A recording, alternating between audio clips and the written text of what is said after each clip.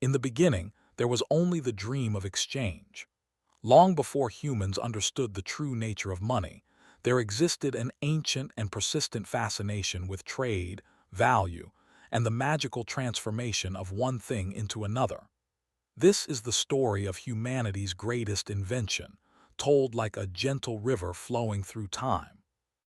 Our tale begins in the misty dawn of civilization, when the first humans gathered around flickering fires and wondered about the nature of worth. What made one seashell more valuable than another? Why would someone trade their precious grain for a carved stone? These questions would echo through millennia, shaping the very foundations of human society. Picture, if you will, the earliest merchants walking dusty paths between settlements, their pouches heavy with curious treasures. They carried more than goods. They carried dreams of prosperity, hopes of abundance, and the fundamental human desire to transform labor into lasting value. This was the birth of an idea that would reshape the world.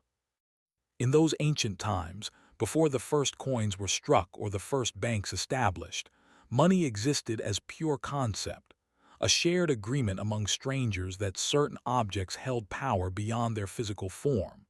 It was magic made manifest, turning shells into sustenance and metal into miracles.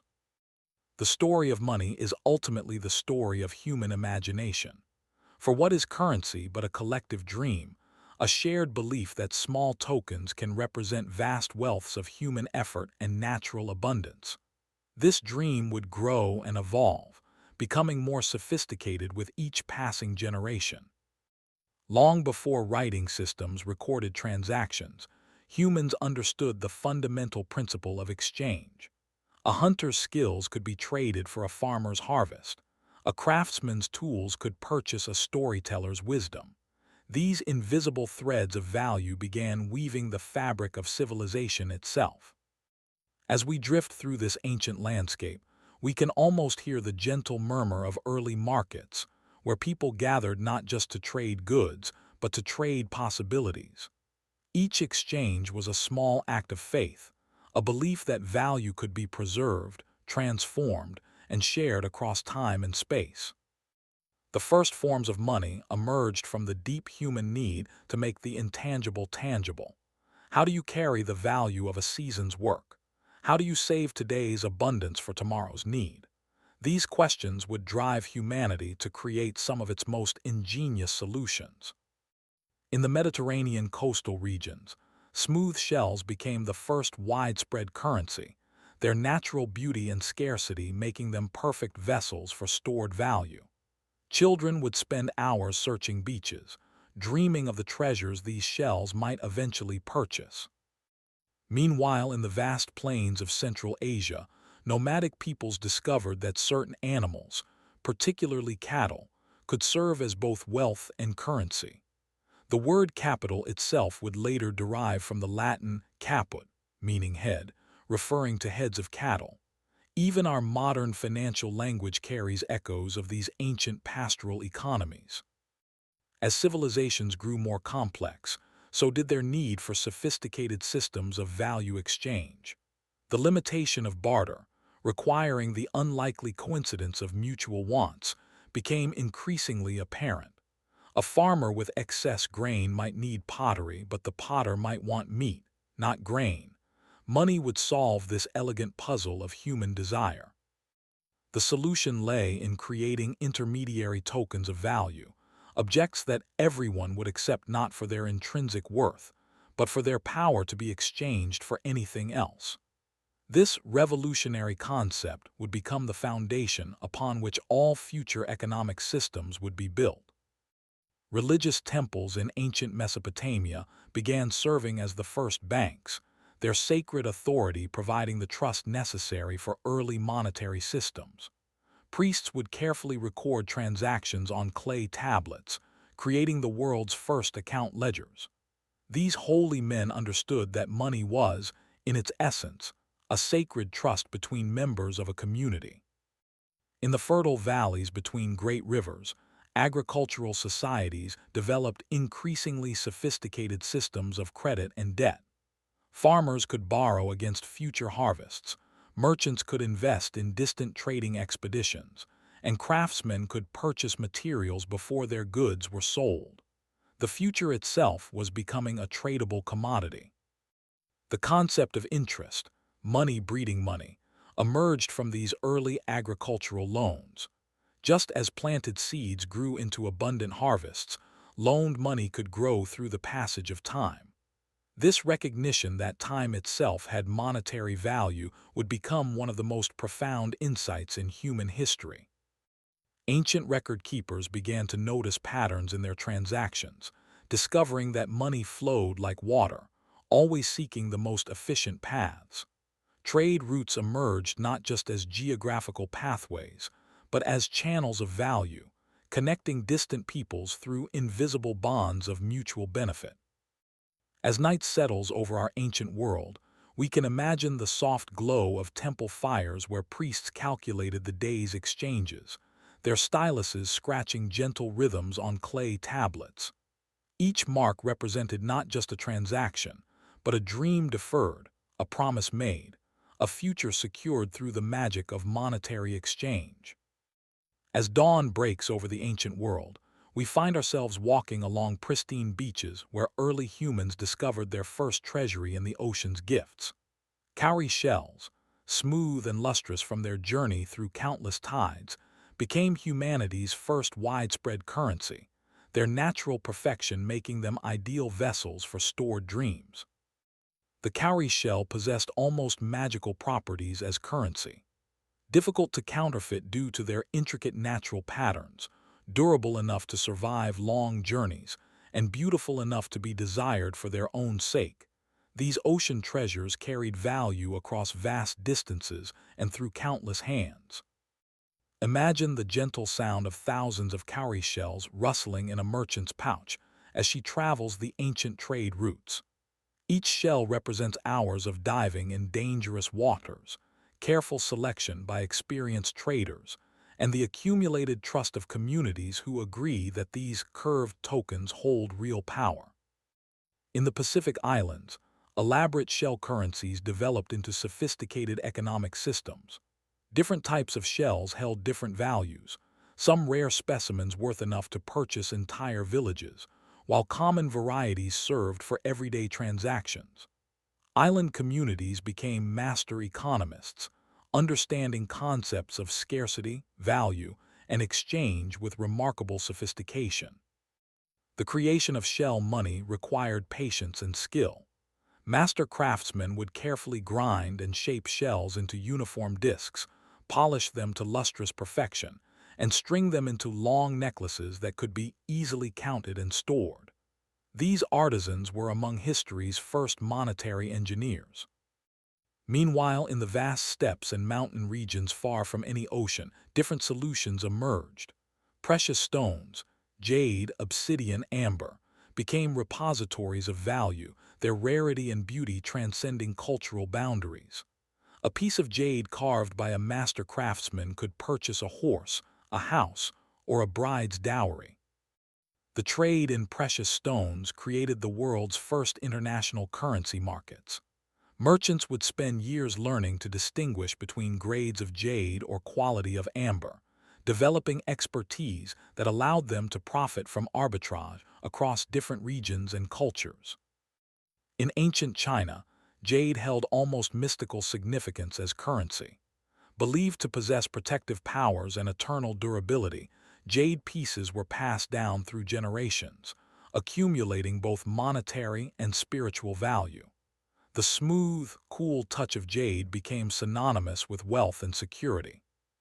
Salt, another early form of money, demonstrates humanity's practical wisdom in choosing currencies. Essential for food preservation and human health, salt was always in demand, naturally regulated its own supply through the difficulty of production, and could be easily divided into smaller units for everyday transactions.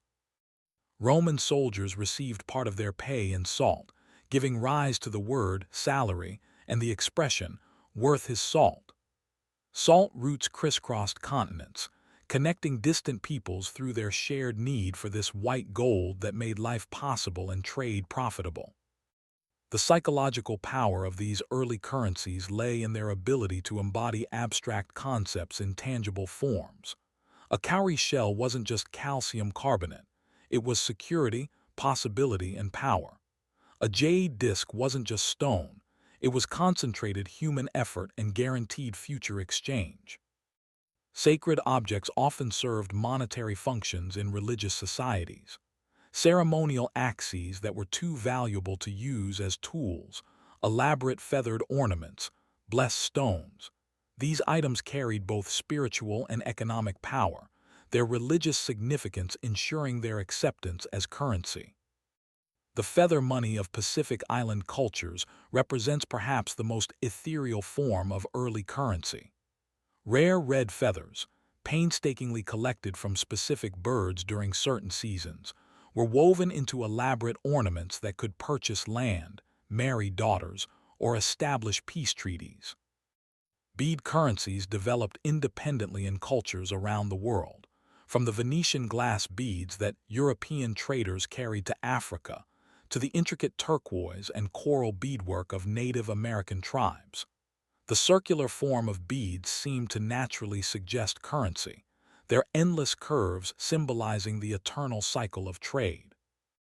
The standardization of these natural currencies required sophisticated social institutions. Communities needed to agree on quality standards, establish exchange rates between different types of currency, and develop methods for detecting counterfeits. These early monetary systems were triumphs of social cooperation. Archaeological evidence suggests that some early currencies were more symbolic than practical. Enormous stone discs used on Pacific islands were too large to physically exchange, but ownership could be transferred through public announcements.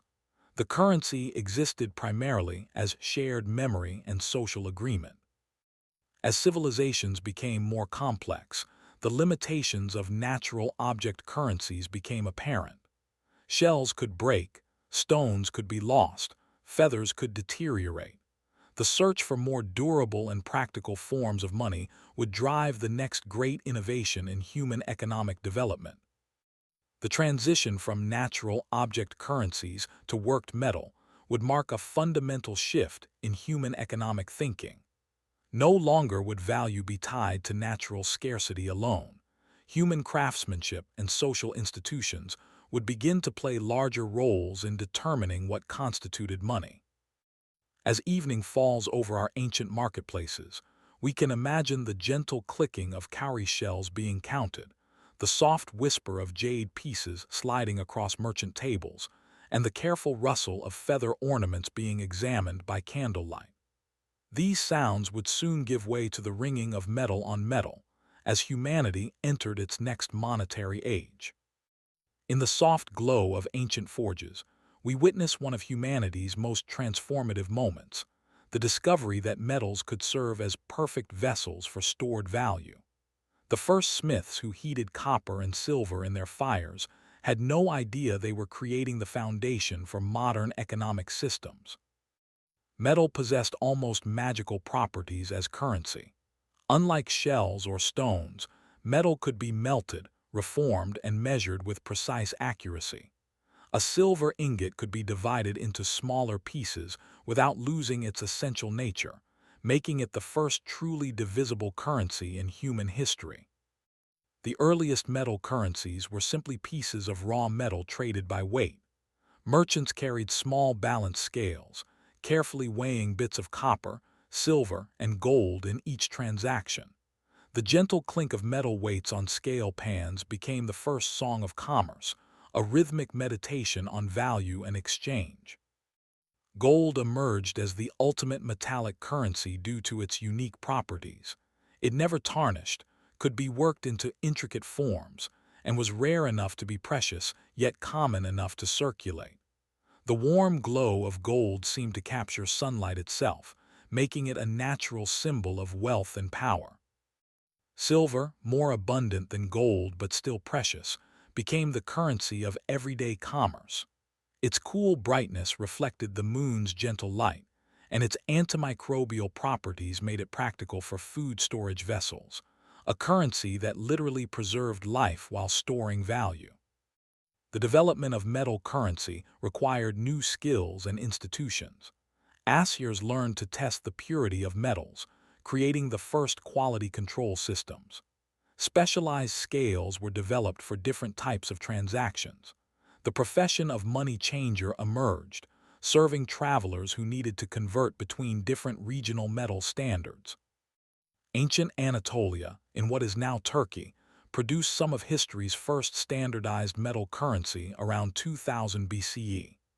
These early pieces were crude by later standards, irregular lumps of electrum, a natural gold-silver alloy, stamped with simple marks to guarantee their weight and purity. The innovation of stamping metal with official marks represented a crucial breakthrough in monetary development. These early stamps served as government guarantees, eliminating the need for individual weighing and testing in each transaction. Trust was being institutionalized. Efficiency was being systematized. Different cultures developed different metal currency standards based on their local resources and trade patterns. Bronze currencies flourished in copper-rich regions, while silver dominated areas with abundant silver mines. Gold remained the currency of long-distance trade and major transactions. The Chinese developed perhaps the most sophisticated early metal currency system, creating standardized bronze pieces shaped like miniature tools, weapons, and agricultural implements. These tool money pieces connected currency directly to productive capacity, embodying the labor and resources they represented. Chinese knife money and spade money transformed ordinary tools into currency, their practical shapes serving as permanent reminders that money represented real work and real value. A bronze knife could no longer cut, but it could still cut through the problems of barter and exchange. The psychological impact of metal currency was profound. Unlike shells or stones, metals could be melted and reformed, suggesting that wealth itself was malleable, transformable. This insight would lead to increasingly abstract concepts of value and more sophisticated financial instruments. Metal currency also introduced new forms of monetary crime. Clipping, shaving small amounts of precious metal from coins, became widespread, leading to the development of milled edges and other anti-counterfeiting measures. The arms race between monetary authorities and counterfeiters began with the first metal currencies. The standardization of metal weights and measures became crucial for trade. The Mesopotamian shekel, originally a unit of weight equal to about 8.3 grams of silver, became one of the first internationally recognized monetary standards. Merchants could travel vast distances confident in their currency's acceptance. Religious institutions often controlled metal currency production, their moral authority providing the trust necessary for monetary systems. Temple workshops produced standardized metal pieces, priestly assiers tested purity, and sacred oaths bound merchants to honest dealing in metallic currencies. The transition from weight-based metal pieces to standardized forms marked the beginning of true monetary policy. Authorities had to decide on standard weights, acceptable purities, and official markings. These decisions would affect entire economies, making money creation a powerful tool of governance. International trade flourished with the adoption of metal currencies, as merchants no longer needed to find exact matches between their goods and their customers' wants. Metal served as a universal intermediary, acceptable to all parties and convertible to any desired goods or services. The beauty of worked metal currency inspired artistic innovations. Skilled craftsmen created increasingly elaborate designs, turning functional currency into aesthetic objects. The intersection of art and economics produced some of history's most beautiful and culturally significant artifacts. As metalworking technology advanced, currencies became more sophisticated. Alloys were developed to create more durable pieces, specialized tools were invented for currency production, and quality control systems became increasingly rigorous. Money was becoming a technology unto itself. The standardization of metal currencies also enabled the development of credit systems. Merchants could make loans denominated in specific weights of metal, knowing that repayment would be in standardized, recognizable forms. The future was being denominated in standardized units of value. As we drift toward sleep in this ancient world of glowing forges and gleaming metals, we can hear the gentle hammering of smiths shaping humanity's future, the soft chiming of metal scales in balance, and the whispered negotiations of merchants building the first global economy on foundations of standardized metallic value. In the dreamlike kingdom of Lydia, nestled along the ancient trade routes of Asia Minor, a revolutionary idea was taking shape in the mind of King Gyges around 650 BCE. What if metal currency could be not just weighed and tested, but guaranteed by royal authority? What if trust itself could be stamped into metal? The first coins emerged from the rivers of Lydia, where natural electrum, a shimmering alloy of gold and silver, was panned from streambeds like captured starlight. These river-borne metals would become the foundation for an innovation that would transform human commerce forever. Lydian craftsmen developed the technology of coin striking, heating electrum blanks and placing them between engraved dies before striking them with heavy hammers. The resulting pieces bore the official seal of the kingdom, a roaring lion that guaranteed the coin's weight and purity. Each strike of the hammer that created these first coins was like a heartbeat of commerce, pounding life into a new form of money that combined the intrinsic value of precious metal with the promise of governmental authority. The modern economy was being born with each rhythmic blow. The innovation of standardized coinage eliminated the need for weighing and testing metal in each transaction. A Lydian coin was a compact promise, a portable guarantee that freed merchants from the burden of carrying scales and assaying equipment. Commerce could flow as smoothly as water. The designs stamped on these early coins were more than decoration. They were the first mass-produced symbols of state power and economic authority. The Lion of Lydia roared from thousands of coin faces, spreading the kingdom's influence far beyond its geographical borders through the power of monetary circulation. Word of Lydian coinage spread like ripples across the ancient world. Greek city-states quickly adopted the innovation, each creating coins bearing their own distinctive symbols.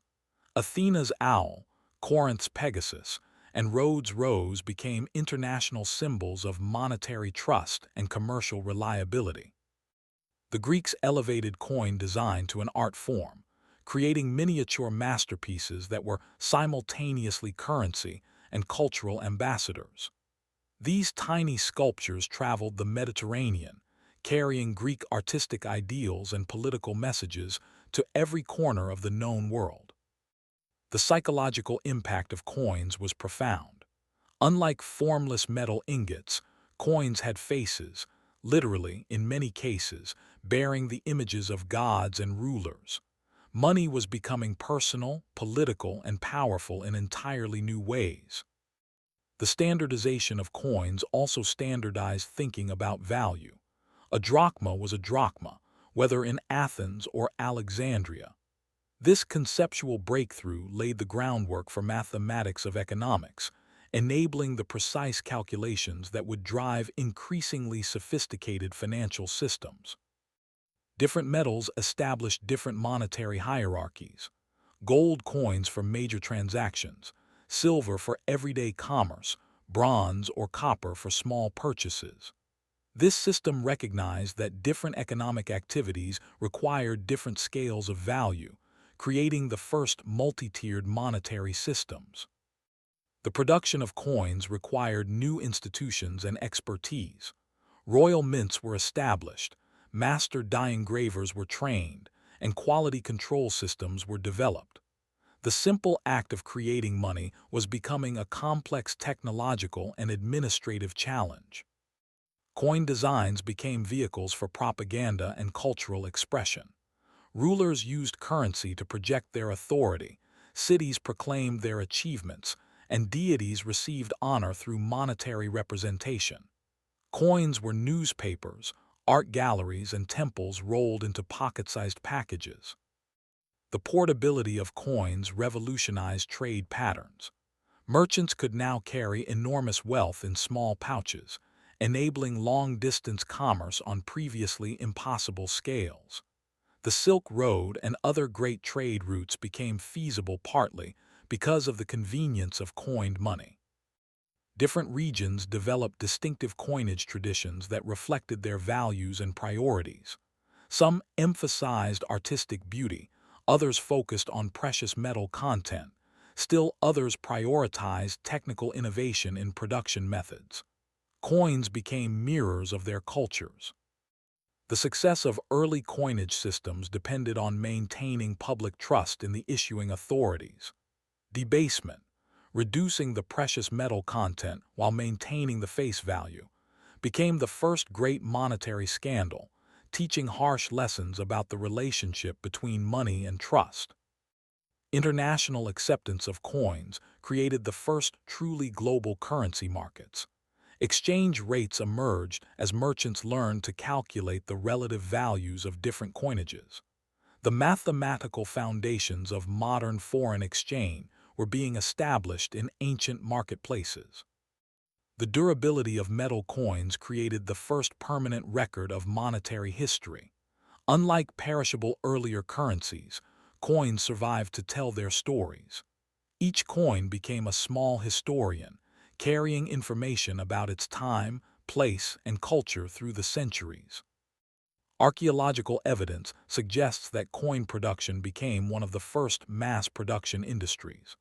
Mints operated with assembly line efficiency, producing thousands of identical pieces through standardized processes. The Industrial Revolution was prefigured in ancient coin workshops. The innovation of coinage also enabled new forms of economic thinking. Philosophers began to contemplate the nature of value, the role of government in economy, and the relationship between money and justice.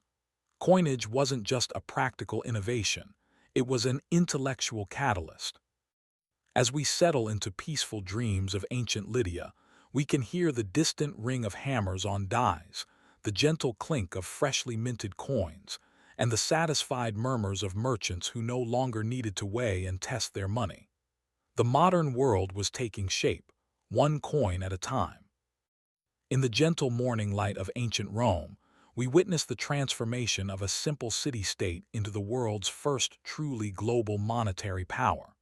The Romans didn't just conquer territories, they conquered the very concept of money itself, creating systems so sophisticated they would influence economic thinking for millennia to come. The Roman monetary system began humbly with bronze ingots called ies rude, rough pieces of bronze traded by weight.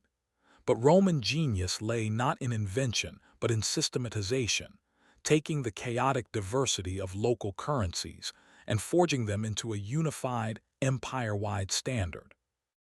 The denarius, introduced around 211 BCE, became history's most successful coin.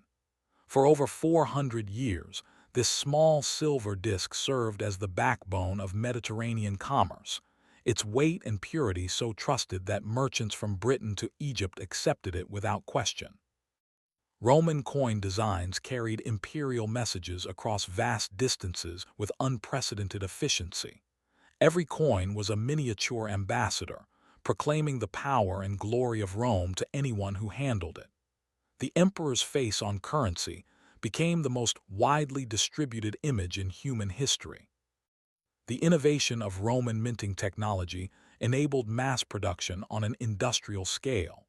Multiple mints operated simultaneously across the empire, yet maintained such precise standards that coins from Britain were indistinguishable from those made in Syria.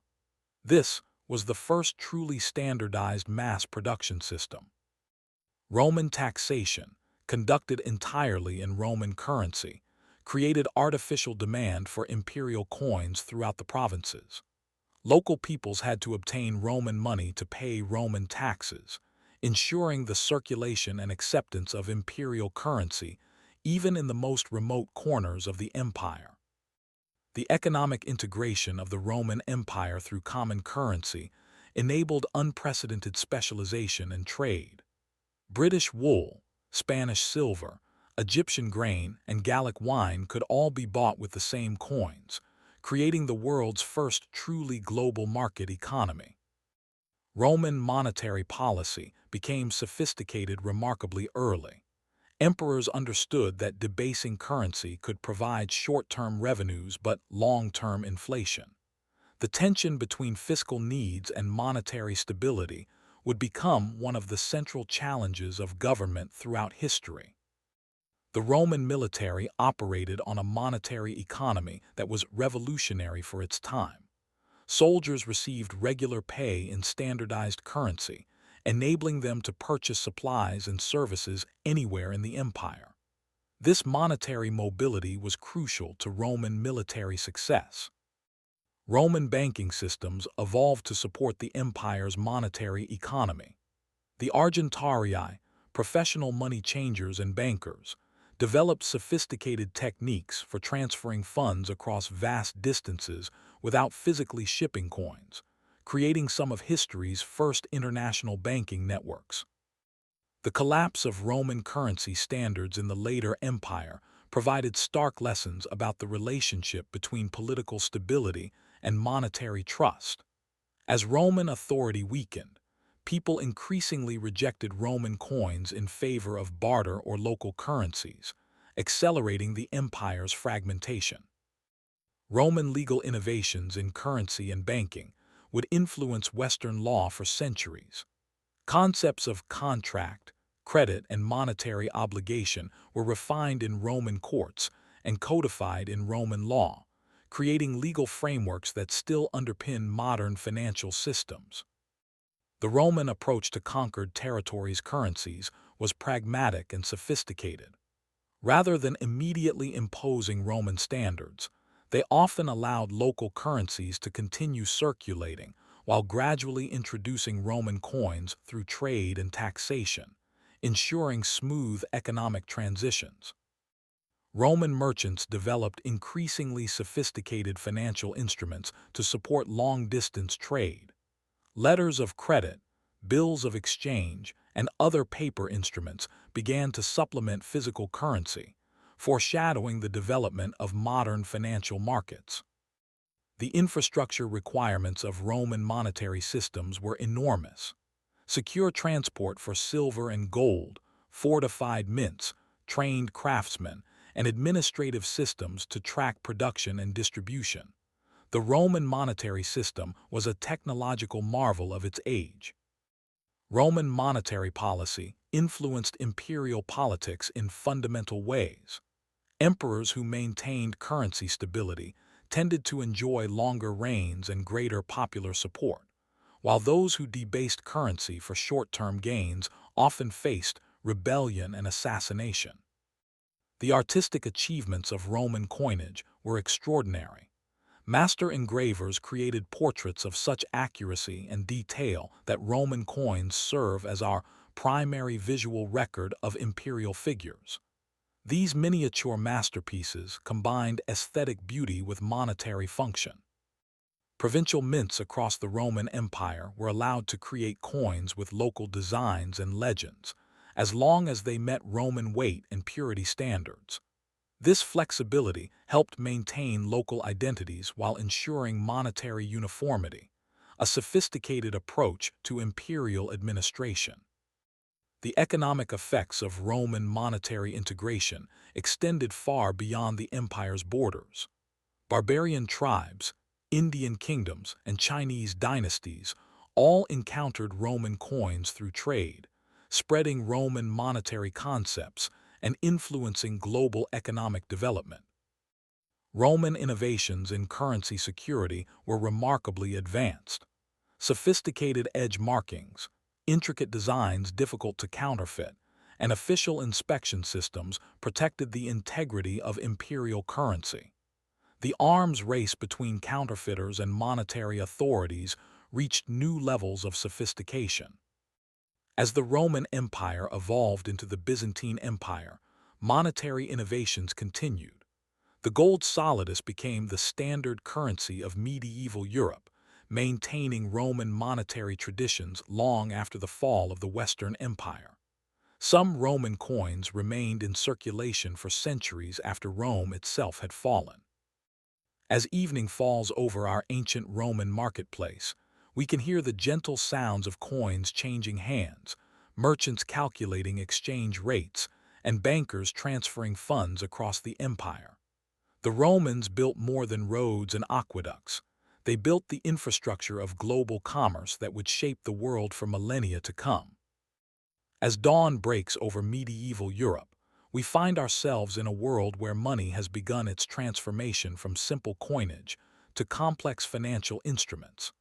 The collapse of Roman monetary unity has given way to a fragmented landscape of local currencies, creating both challenges and opportunities for enterprising merchants. The medieval period saw the emergence of some of history's most beautiful and complex coinages. Each kingdom, duchy, and city-state created its own currency, adorned with religious symbols and royal portraits. These coins were not just money, they were statements of faith, power, and identity. In the quiet monasteries of medieval Europe, monks served as some of the first bankers, their moral authority and literate skills making them natural custodians of wealth. Monastery treasuries became early banks, offering security and record-keeping services to nobles and merchants who trusted religious institutions with their precious metals. The Crusades, despite their destructive nature, accidentally created Europe's first international banking networks. Italian merchants financing crusading expeditions developed sophisticated methods for transferring funds across vast distances, laying the groundwork for modern international finance. Venice emerged as a monetary powerhouse, its golden ducats becoming the preferred currency of Mediterranean trade. The Venetian ducat's consistent weight and purity made it more trusted than many royal currencies, demonstrating that commercial reputation could rival political authority in monetary matters. The Medici Bank of Florence revolutionized European finance through innovations in accounting, credit, and international exchange. Their double-entry bookkeeping system provided unprecedented accuracy in financial record-keeping, while their network of correspondent banks enabled seamless international transactions. Bills of exchange, developed by Italian merchants, represented one of the most important monetary innovations of the medieval period. These paper instruments allowed merchants to deposit funds in one city and withdraw equivalent value in another, eliminating the dangers and costs of transporting precious metals across Europe. The fair cities of medieval Europe, Champagne, Leipzig, Frankfurt, became laboratories for monetary innovation. During these periodic gatherings, merchants from across Europe would settle accounts, exchange currencies, and develop new financial instruments in an atmosphere of cosmopolitan commerce. Islamic banking systems during the medieval period were remarkably sophisticated, developing concepts of credit, partnership, and risk-sharing that would later influence European finance. The prohibition of interest led to creative financial structures that distributed risk while enabling commercial growth. The Hanseatic League created the first multinational monetary union since Rome, standardizing currencies and trading practices across Northern Europe.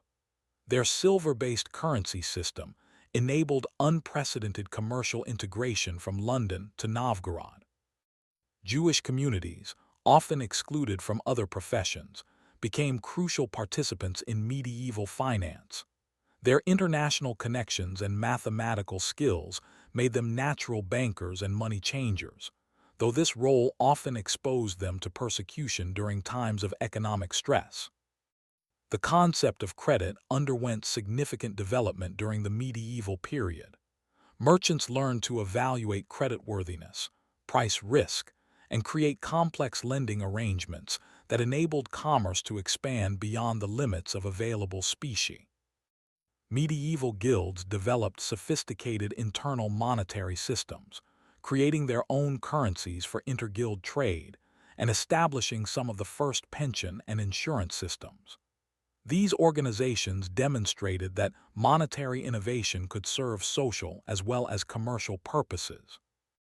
The rediscovery of Aristotelian economics through Arabic translations led to renewed European interest in monetary theory. Scholars began to analyze the nature of money more systematically, laying intellectual foundations for later economic thought.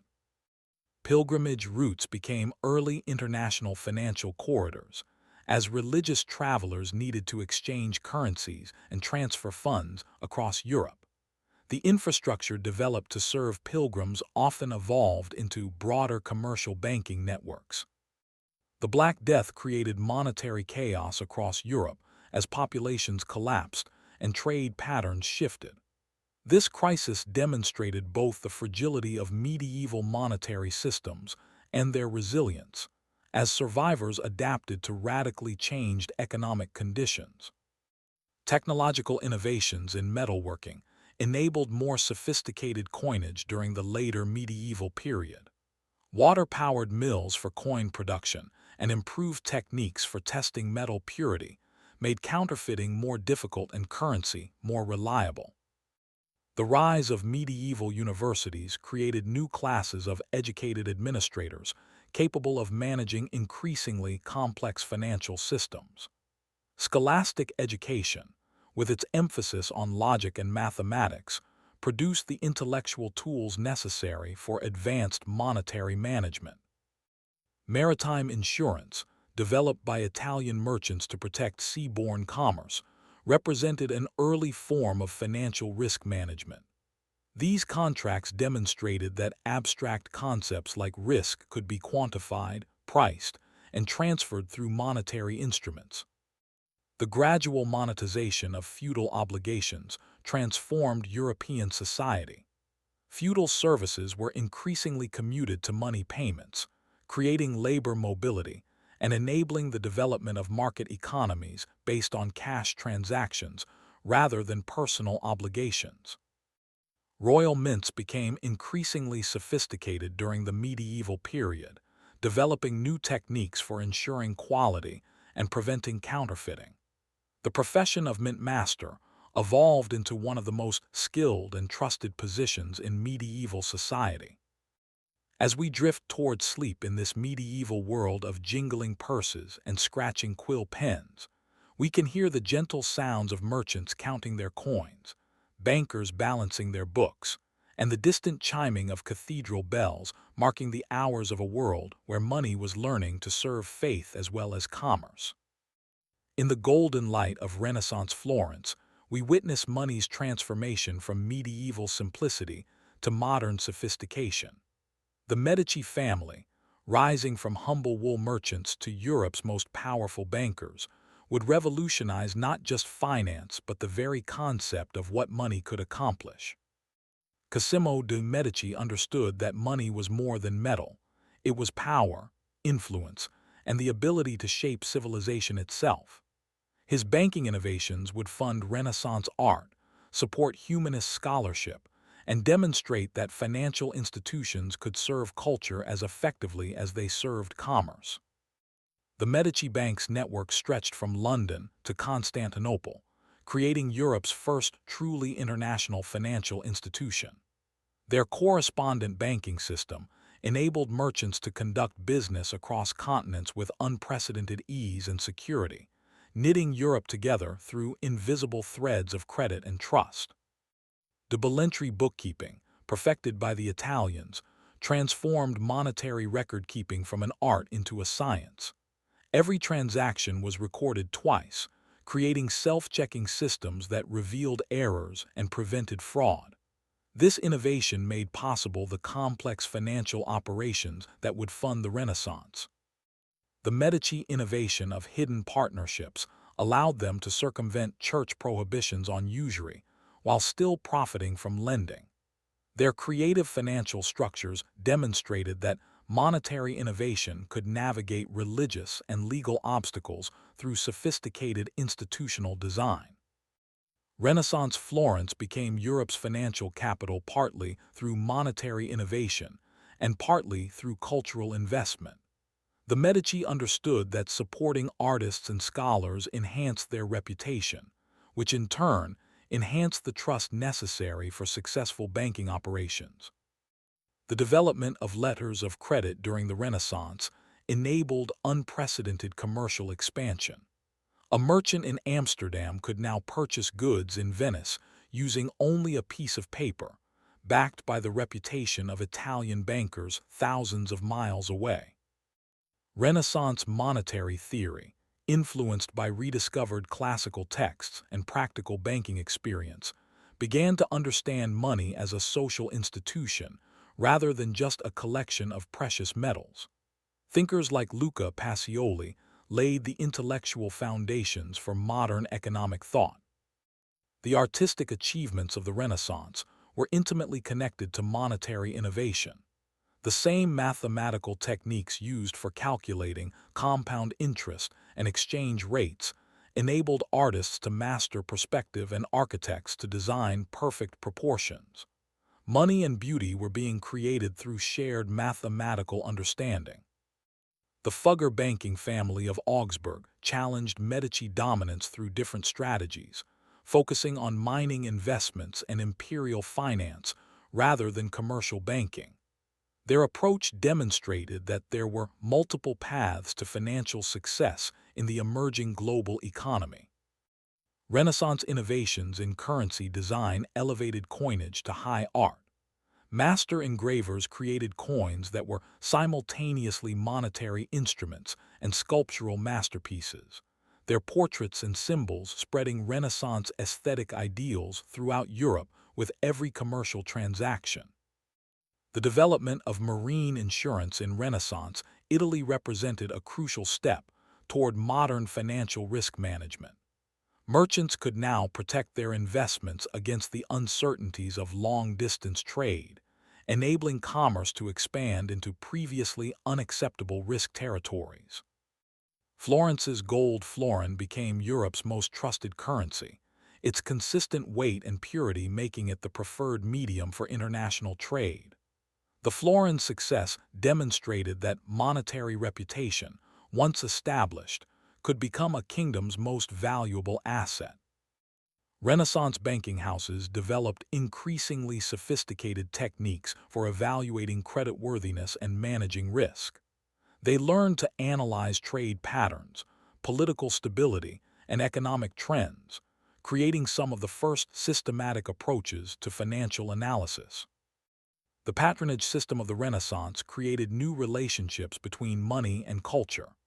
Wealthy bankers and merchants invested in artists, scholars, and inventors, understanding that cultural achievements enhanced their social status and business reputations.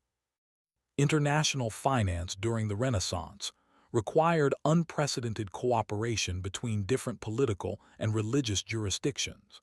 Banking networks had to navigate complex legal systems while maintaining the trust and standardization necessary for efficient monetary exchange. The invention of the printing press revolutionized monetary communication. Price lists, exchange rates, and commercial information could now be distributed quickly and accurately across Europe, enabling more efficient markets and better informed financial decisions. Renaissance merchants developed increasingly sophisticated contracts and financial instruments. Options, futures, and other derivative instruments began to appear, enabling traders to hedge risks and speculate on future price movements in ways that would be familiar to modern financiers. The rise of joint stock companies during the later Renaissance represented a fundamental innovation in the organization of capital. Multiple investors could pool their resources to fund large-scale enterprises, distributing both risks and returns in ways that enabled unprecedented commercial ventures. Accounting innovations during the Renaissance created the first reliable methods for measuring business performance and financial position. These techniques enabled investors to make informed decisions and managers to optimize their operations through systematic analysis. The integration of Renaissance Europe through banking networks facilitated cultural as well as commercial exchange. Ideas, artistic styles, and technological innovations spread along the same routes that carried bills of exchange and commercial correspondence. Renaissance monetary theory began to grapple with questions that would dominate economics for centuries. What determines the value of money? How does monetary policy affect economic activity? What is the proper relationship between government and finance? As evening settles over Renaissance Florence, we can imagine the soft glow of candles illuminating the Medici Bank's ledgers, the gentle scratching of quills recording international transactions, and the quiet conversations of bankers who were reshaping the world through the innovative application of monetary instruments to human ambition. As dawn breaks over the harbors of 16th-century Europe, we witness money's greatest adventure, its journey across uncharted oceans to discover and connect new worlds. The age of exploration would transform local currencies into global phenomena, creating the first truly worldwide monetary systems. Spanish conquistadors, driven by dreams of golden cities, inadvertently created the world's first global currency crisis.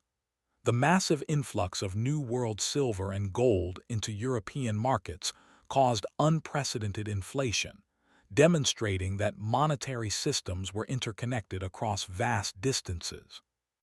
The Spanish piece of 8 became the world's first truly international currency, accepted from Manila to London to Cape Town.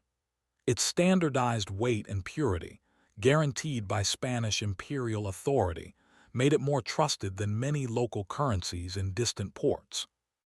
Portuguese explorers established trading posts that served as monetary exchange nodes throughout Africa and Asia.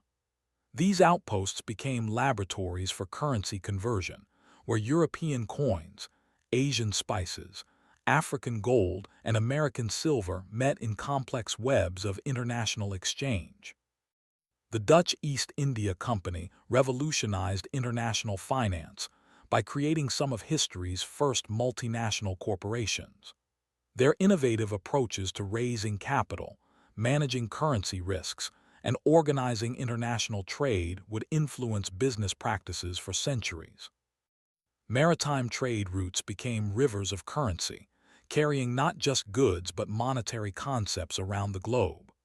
European coins reached Asia, Chinese silver flowed to Europe, and American gold financed African trade, creating interconnected global monetary flows.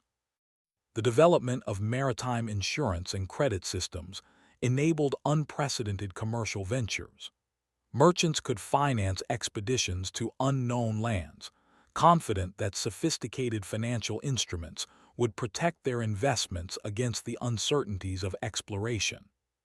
Colonial monetary systems represented fascinating experiments in currency adaptation. European powers had to balance the needs of colonial economies with imperial monetary policies, creating hybrid systems that reflected local conditions and imperial preferences. The discovery of massive silver mines in Potosi transformed global monetary systems. This single mountain produced so much silver that it altered exchange rates worldwide, demonstrating the global interconnectedness of monetary systems in the age of exploration. Native American monetary systems, sophisticated in their own right, were disrupted and often destroyed by European contact. The loss of indigenous currencies represented cultural catastrophes that extended far beyond simple economic disruption.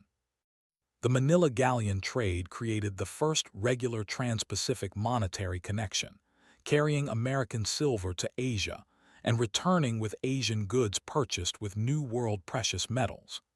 This circular flow of currency and commodities prefigured modern global trade patterns.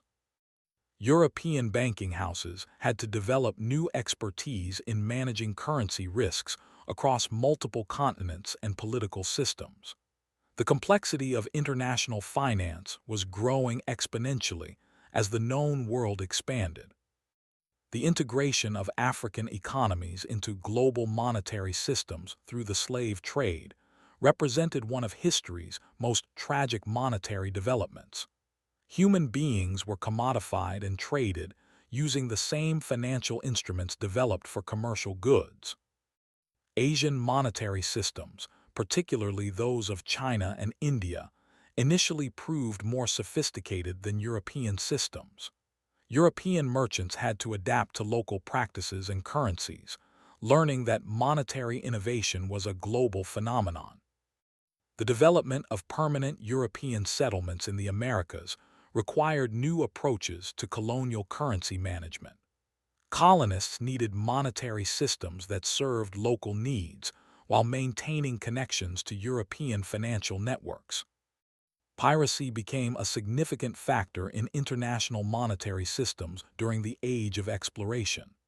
Pirates disrupted currency flows, captured treasure ships, and created alternative economies based on plunder rather than production.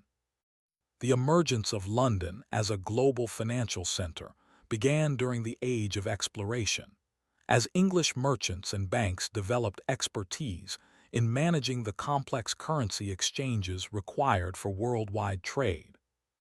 Technological innovations in navigation and shipbuilding were closely connected to monetary developments. Better ships could carry more cargo and currency more safely, while improved navigation reduced the risks that made maritime insurance so expensive.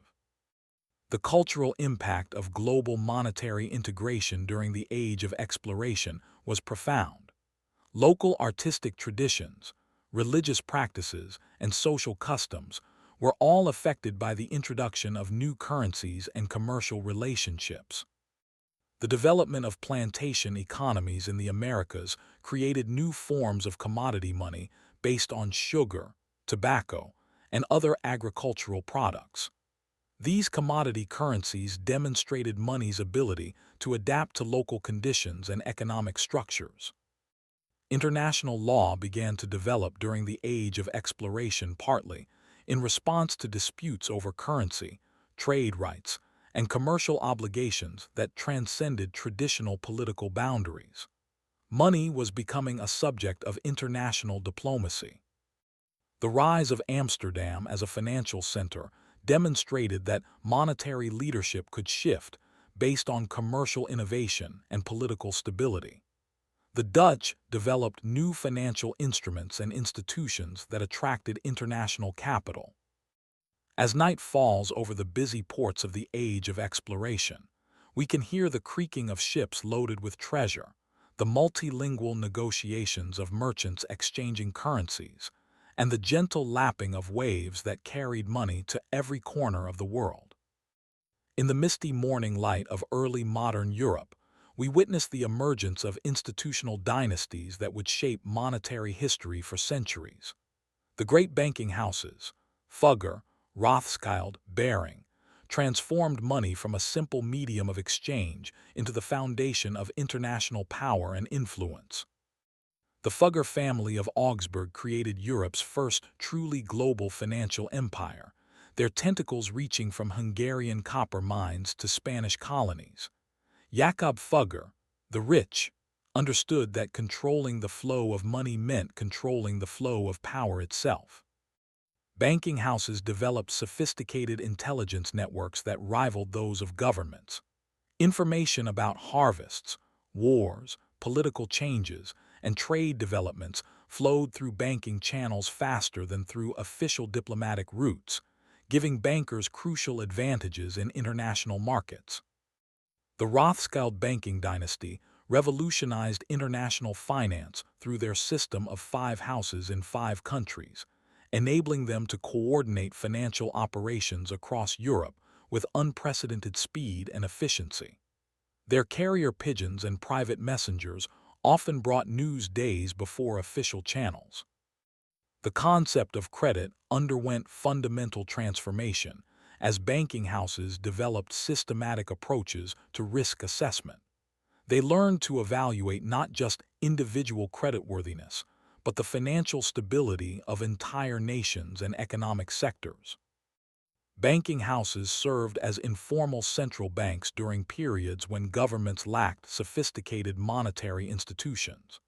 They stabilized currencies, managed international payments, and provided liquidity during financial crises, often wielding more monetary authority than official institutions. The development of branch banking enabled banking houses to provide consistent services across vast geographical areas. A letter of credit issued in London could be honored in Vienna, Paris, or Amsterdam, creating seamless international financial networks. Private banking relationships became intensely personal during this era, with banking families maintaining multi-generational relationships with their clients. Trust was built through decades of reliable service, creating financial loyalties that transcended political boundaries. The financing of government debt became a specialty of the great banking houses. They developed techniques for managing sovereign risk, structuring long-term loans, and creating secondary markets for government securities that enabled unprecedented levels of public borrowing. Banking houses pioneered the development of financial instruments that separated ownership from management. Through various forms of trusts, partnerships, and early corporate structures, they enabled passive investment on scales never before possible. The competition between banking houses drove continuous financial innovation. Each house sought competitive advantages through new services, better technology, or superior organization, accelerating the pace of monetary and financial development. International arbitrage became a specialty of banking houses, as they developed expertise in exploiting price differences between different markets. Their arbitrage activities helped integrate global markets while generating profits from temporary inefficiencies. The great banking houses served as finishing schools for future financiers, their apprenticeship systems training generations of monetary experts who would spread advanced financial techniques throughout the European economy. War finance became increasingly sophisticated as banking houses developed techniques for managing the enormous costs of early modern warfare. They created consortiums, shared risks, and developed new forms of government securities to fund military campaigns. The marriage strategies of banking families created international networks of personal and financial relationships that transcended political boundaries. These dynastic alliances enabled coordination of financial policies across different countries and currencies. Banking houses began to specialize in different types of financial services during this period. Some focused on government finance, others on commercial trade, still others on industrial development, creating an increasingly diverse and sophisticated financial sector. The development of clearing systems by banking houses reduced the need for physical transfer of specie between different locations. Paper instruments and accounting transfers increasingly replaced the actual movement of gold and silver. Banking houses played crucial roles in the development of early stock markets, providing the expertise and capital necessary to organize trading in company shares and government bonds. They helped create some of the first organized securities markets. The cultural influence of banking houses extended far beyond finance. Like the Medici before them, many banking families became major patrons of art, science, and scholarship, understanding that cultural investment enhanced their social standing and business relationships. The rise of banking houses corresponded with increasing sophistication in accounting and business administration. They developed new techniques for measuring performance, managing risk, and optimizing operations that would influence business practices across all sectors. International law continued to develop partly in response to disputes involving banking houses, whose operations often transcended traditional legal jurisdictions. New concepts of commercial law and international obligation emerged from banking practice. The technological innovations adopted by banking houses, from improved communication systems to better security measures, often set standards that influenced broader technological development in their societies. As evening settles over this world of private banking and international finance, we can imagine the quiet elegance of banking house offices, the discreet conversations that moved millions, and the careful correspondence that knitted together the first truly global financial system. As morning light illuminates the harbors of colonial America, we discover a monetary laboratory where necessity bred innovation. Cut off from established European financial systems, colonial communities were forced to create their own currencies, producing some of history's most creative and desperate monetary experiments. The Massachusetts Bay Colony issued America's first paper money in 1690, not from economic theory but from practical necessity. Soldiers returning from an unsuccessful campaign against Quebec needed payment, but the colonial treasury contained no silver or gold. Paper promises would have to suffice. Colonial Virginia developed a tobacco currency system so sophisticated that warehouse receipts for stored tobacco functioned as negotiable instruments. The quality and quantity of tobacco were carefully regulated, creating a commodity currency that served the colony for over a century. Wampum, the traditional currency of Native American tribes, was adopted by Dutch and English colonists in New England. These carefully crafted shells served as small denomination currency, demonstrating how European monetary systems could adapt to New World conditions and indigenous practices. The Spanish piece of 8 became colonial America's preferred coin, but chronic shortages led to creative solutions. Colonists cut these coins into 8 pieces, hence pieces of 8, creating fractional currency that could serve everyday transactions. Colonial paper money experiments ranged from conservative to radical. Pennsylvania's carefully managed land bank notes maintained their value for decades, while other colonies' excessive printing led to inflation that foreshadowed later monetary crises.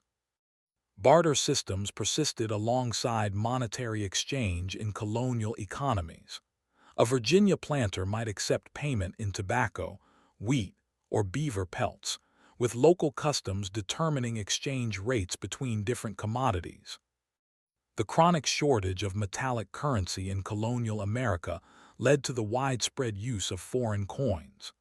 Spanish dollars, French livres, Portuguese moidores, and Dutch guilders all circulated simultaneously, creating complex exchange rate calculations for everyday transactions. Colonial merchants developed sophisticated credit networks that enabled long-distance trade despite currency shortages.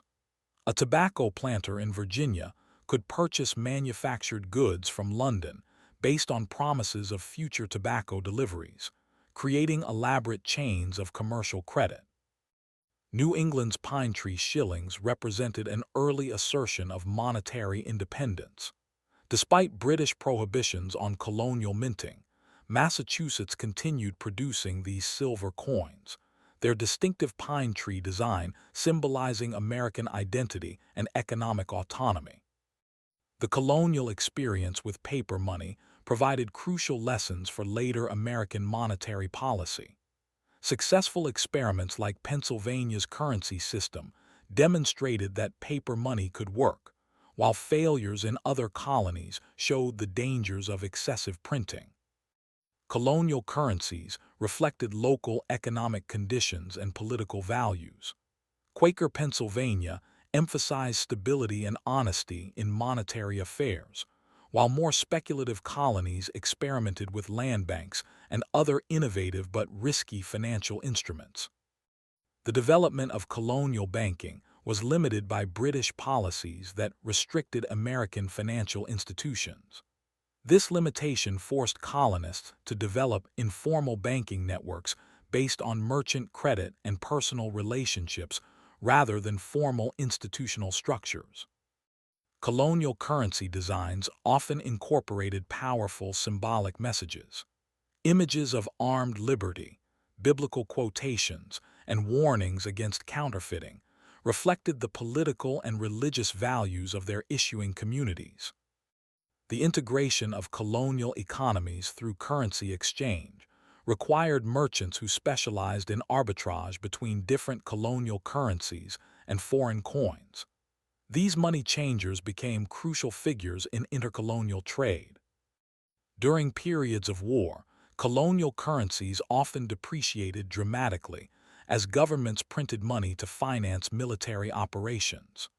The phrase, "not worth a continental," originated from the Revolutionary War's paper currency inflation.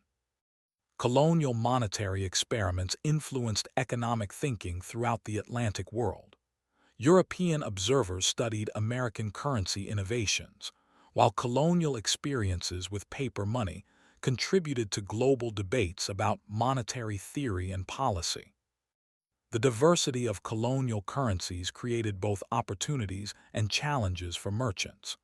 While local currencies served immediate needs, long-distance trade required careful calculation of exchange rates and currency risks. Religious influences shaped colonial monetary systems in distinctive ways.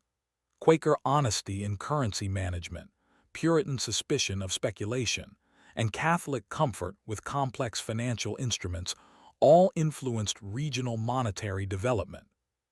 The transition from colonial to national currency systems would pose enormous challenges for the new American Republic. Decades of experience with diverse colonial currencies provided both positive examples and cautionary tales for national monetary policy. As night falls over colonial America, we can hear the rustle of tobacco leaves being counted for currency, the scratch of quills recording colonial debts, and the quiet negotiations of merchants balancing the complex exchange rates that knitted together America's diverse monetary landscape. In the pre-dawn darkness of industrial England, we witness money's mechanical transformation. Steam engines and textile mills didn't just change how things were made. They revolutionized how money worked, creating new forms of currency, new institutions for finance, and new relationships between capital and labor. The factory system created unprecedented demands for working capital. Mill owners needed to purchase raw materials, pay workers, and maintain expensive machinery before their products could be sold. This timing gap drove innovations in commercial banking and short-term credit that would reshape the entire financial sector. Paper currency became increasingly important during the Industrial Revolution as the volume of transactions outgrew the available supply of precious metals. Banks began issuing their own notes, creating a complex ecosystem of competing paper currencies backed by varying levels of gold and silver reserves. The rise of joint stock companies enabled the mobilization of capital on unprecedented scales. Textile mills, mining operations, and transportation projects required investments far beyond the resources of individual entrepreneurs, driving the development of sophisticated stock markets and investment techniques. Railroad construction created new demands for long-term financing that transformed capital markets. Railroad bonds became some of the first widely traded securities, enabling ordinary citizens to participate in industrial development through small investments in large infrastructure projects. The Bank of England gradually evolved toward a central banking role during the Industrial Revolution, managing the money supply, serving as lender of last resort, and coordinating the monetary policies that enabled sustained economic growth. Industrial workers, paid in regular wages rather than receiving payment at harvest time like agricultural workers, created new patterns of monetary circulation. Weekly pay cycles, urban markets, and the separation of workplace from residence all required new approaches to monetary management. The development of commercial banking accelerated during the Industrial Revolution as businesses required sophisticated financial services. Banks learned to evaluate industrial credit risks, manage seasonal business cycles, and provide the specialized services needed by manufacturing enterprises. Technological innovations in printing and papermaking enabled more sophisticated banknotes and financial instruments. Steam-powered presses could produce currency at industrial scales, while new papermaking techniques created more durable and secure monetary instruments. The integration of regional economies through improved transportation created needs for standardized currency systems. As goods and people moved more freely between regions, the confusion of multiple local currencies became increasingly problematic. Industrial accounting systems became increasingly sophisticated as businesses grew larger and more complex. Double-entry bookkeeping evolved into comprehensive cost accounting systems that enabled precise calculation of industrial costs and profits. The rise of industrial capitalism created new forms of financial risk that required innovative insurance and hedging techniques. Fire insurance for factories, marine insurance for raw material imports, and life insurance for key personnel all became important elements of industrial finance. Stock exchanges evolved from informal coffeehouse meetings to sophisticated institutional markets during the Industrial Revolution. The London Stock Exchange, New York Stock Exchange, and other organized markets provided the infrastructure necessary for industrial finance. The development of limited liability corporations represented a crucial monetary innovation, enabling investors to participate in industrial ventures without risking their entire personal wealth. This legal innovation was essential for mobilizing the capital required by large-scale industry. International finance became increasingly important as industrial economies required raw materials from around the world. Cotton from America, wool from Australia, and silk from China all required sophisticated international payment systems. The economic cycles that characterized industrial capitalism, booms and busts, expansions and contractions, created new challenges for monetary policy. Central banks had to learn to manage economic volatility on scales never before experienced. Labor movements that emerged during the Industrial Revolution developed their own monetary innovations, including cooperative banks, mutual aid societies, and early forms of collective bargaining that affected wage determination and payment systems. The social consequences of industrial monetary systems were profound. The separation of ownership from labor, the rise of wage dependency, and the creation of industrial wealth all transformed social relationships and political structures. Technological innovations continued to drive monetary change throughout the Industrial Revolution. The telegraph enabled rapid communication between financial centers, while improved transportation reduced the costs and risks of moving money and goods. International monetary systems became increasingly integrated during the Industrial Revolution, as industrial production required global markets and global sources of raw materials. Currency stability and exchange rate predictability became crucial for industrial success. As the Industrial Revolution reached maturity, it had created monetary systems of unprecedented complexity and scale. The financial innovations that enabled industrial development would provide the foundation for the even more sophisticated monetary systems of the modern era.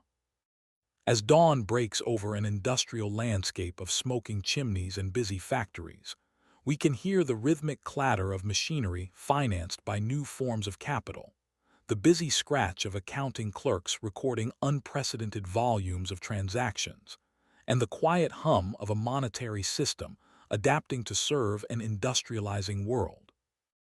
As golden sunlight illuminates the counting houses of 19th-century London, we enter an era when humanity attempted to anchor its increasingly complex monetary systems to the eternal stability of gold.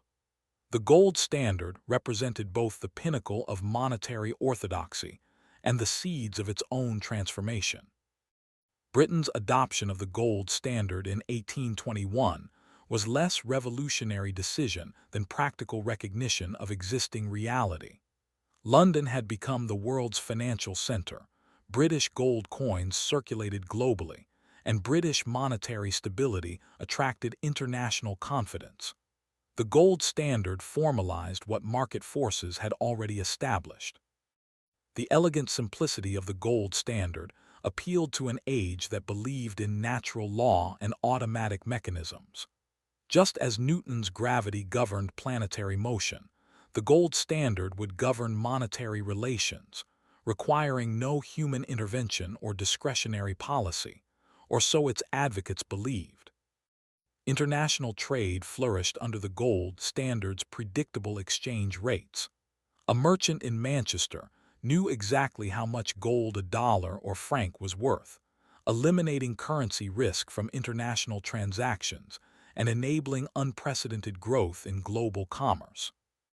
The Bank of England became the informal central bank of the world during the gold standard era, its discount rate influencing monetary conditions globally. When the bank raised rates, gold flowed to London. When it lowered them, gold flowed outward, creating a self-regulating international monetary system. The California gold rush of 1849 provided a natural experiment in gold standard dynamics. The massive increase in world gold supplies caused gentle inflation globally, demonstrating both the international integration of gold-based monetary systems and their sensitivity to supply changes. Central banks accumulated gold reserves not just for monetary backing, but as symbols of national prestige. The size of a country's gold reserves became a measure of economic strength and political stability, influencing international relations and diplomatic standing. The development of telegraph networks enabled unprecedented coordination of international gold movements. Banks could communicate instantly across continents, enabling rapid response to gold flows and more efficient management of international monetary relationships.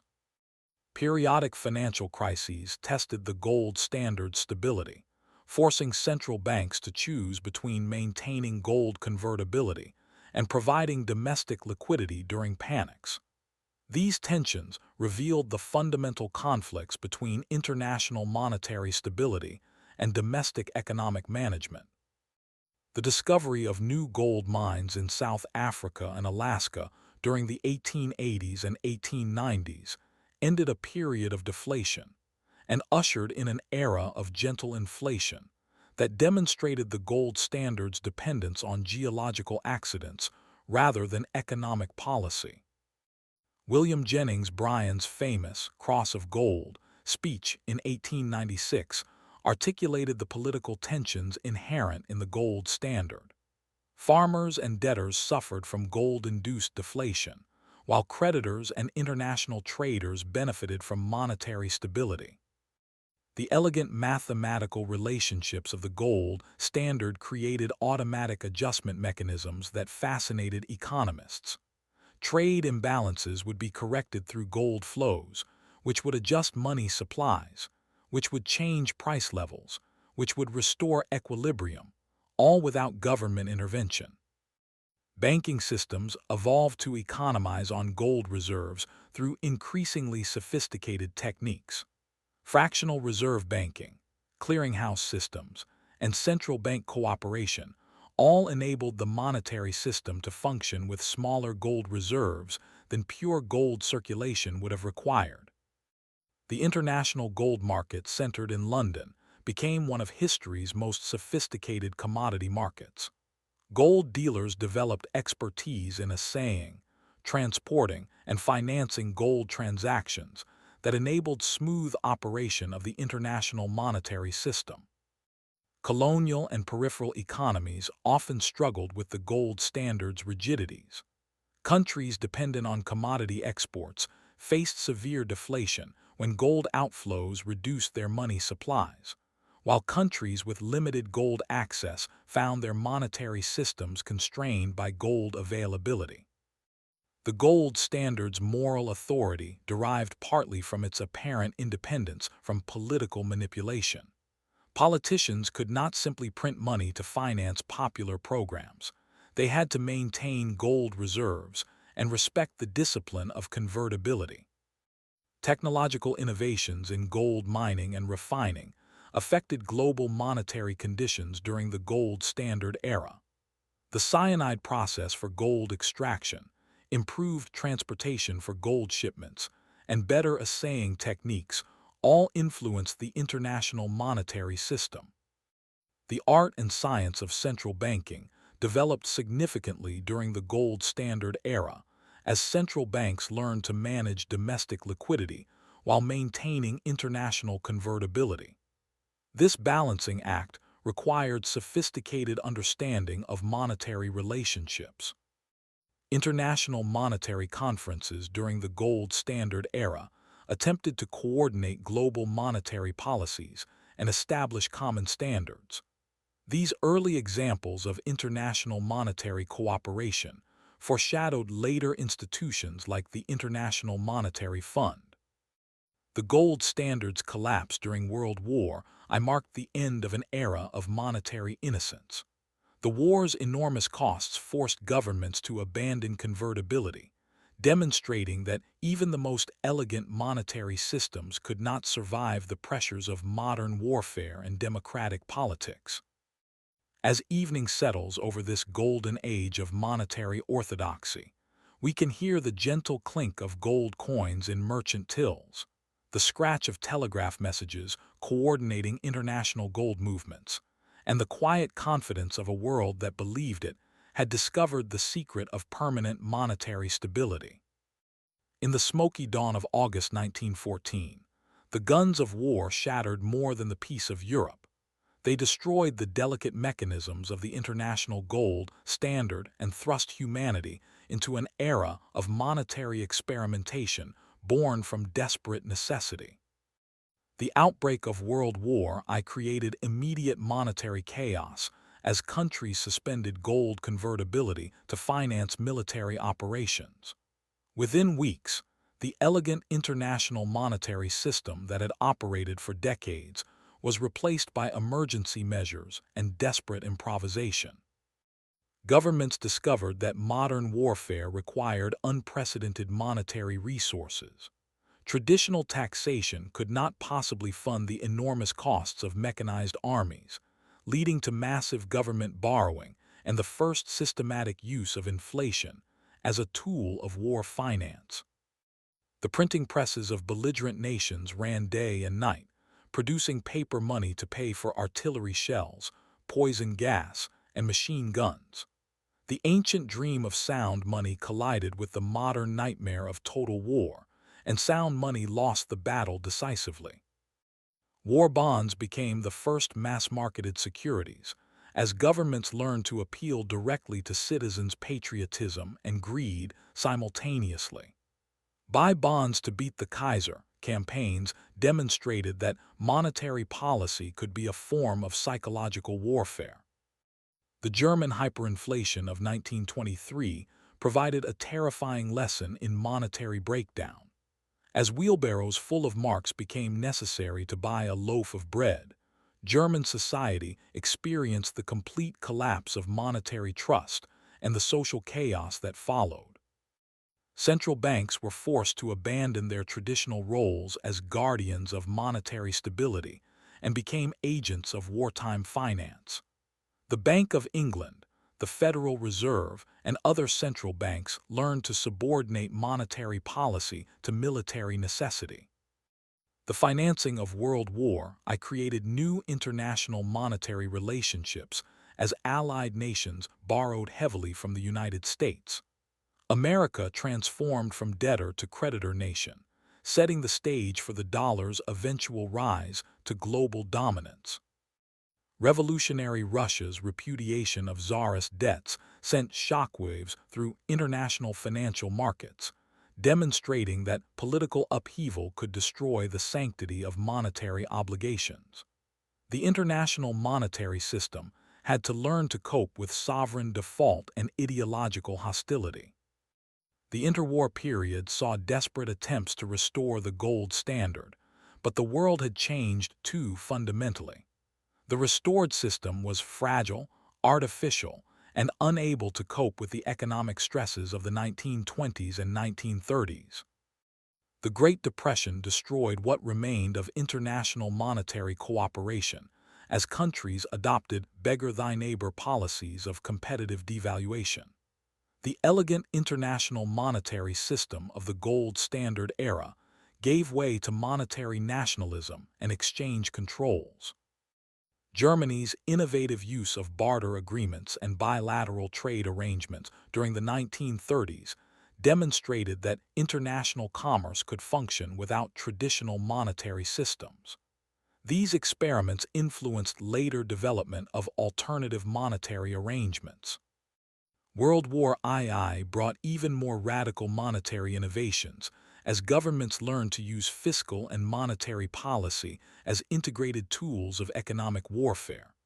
Rationing, price controls, and directed credit all became weapons in the arsenal of modern warfare. The Bretton Woods Conference of 1944 represented humanity's attempt to create a new international monetary order that combined the stability of gold with the flexibility needed for modern economic management. The dollar would become the world's new monetary anchor. Lend-Lease and other wartime aid programs created new forms of international monetary relationships based on grants rather than loans. These innovations foreshadowed the foreign aid programs that would characterize the post-war international monetary system. The establishment of the International Monetary Fund and World Bank represented institutional innovations designed to prevent the monetary chaos of the interwar period. These new institutions would manage international monetary relationships through multilateral cooperation rather than unilateral action. Currency controls and exchange rate management became standard tools of economic policy during the war years. Governments learned to manage their currencies as strategic resources rather than automatic mechanisms governed by market forces. The mobilization of domestic economies for total war required sophisticated monetary management techniques.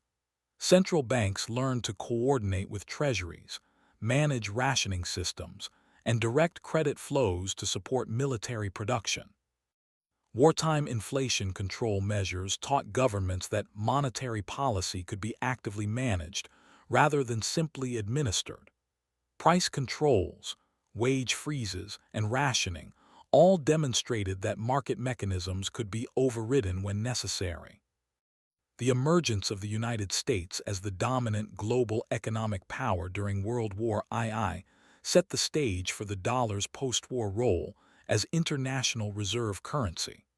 American monetary policy would become global monetary policy through the dollar's international use. As the guns of World War II fell silent, the world emerged with a transformed understanding of money and monetary policy. No longer would currencies be automatically tied to gold or left to market forces alone. The modern era of managed monetary systems had begun. In the quiet aftermath of global warfare, as cities began to rebuild and economies slowly recovered, the gentle sounds of a new monetary order could be heard.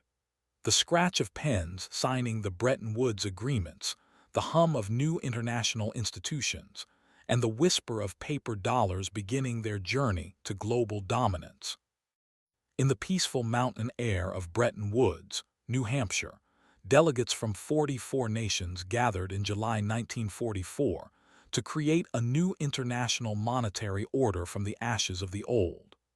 Their decisions would reshape the global economy and establish American monetary dominance for the next quarter century.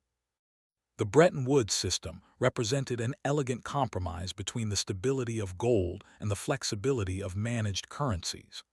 The dollar would be convertible to gold at $35 per ounce, while other currencies would maintain fixed exchange rates to the dollar, creating a gold exchange standard with American characteristics. John Maynard Keynes and Harry Dexter White, the conference's intellectual architects, brought different visions of post-war monetary order. Keynes proposed an international currency called banker, while White advocated dollar-based system. White's American economic power ultimately prevailed over Keynes's theoretical elegance. The International Monetary Fund emerged from Bretton Woods as a new type of institution, neither bank nor government, but a cooperative organization designed to manage international monetary relationships through multilateral consultation and conditional lending. The World Bank, Bretton Woods's other institutional creation, represented an innovative approach to international development finance. By pooling the credit of member countries, it could finance reconstruction and development projects on scales no single country could manage alone. The dollar shortage of the immediate post-war period made American currency the world's most sought-after asset. European and Asian countries needed dollars to purchase American goods and finance reconstruction, creating unprecedented demand for American monetary liabilities.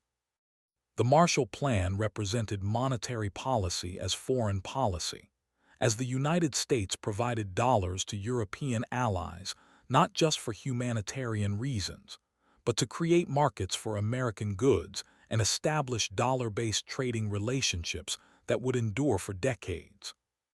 European currencies slowly regained convertibility during the 1950s, but remained subordinated to the dollar through the Bretton Woods system's fixed exchange rates.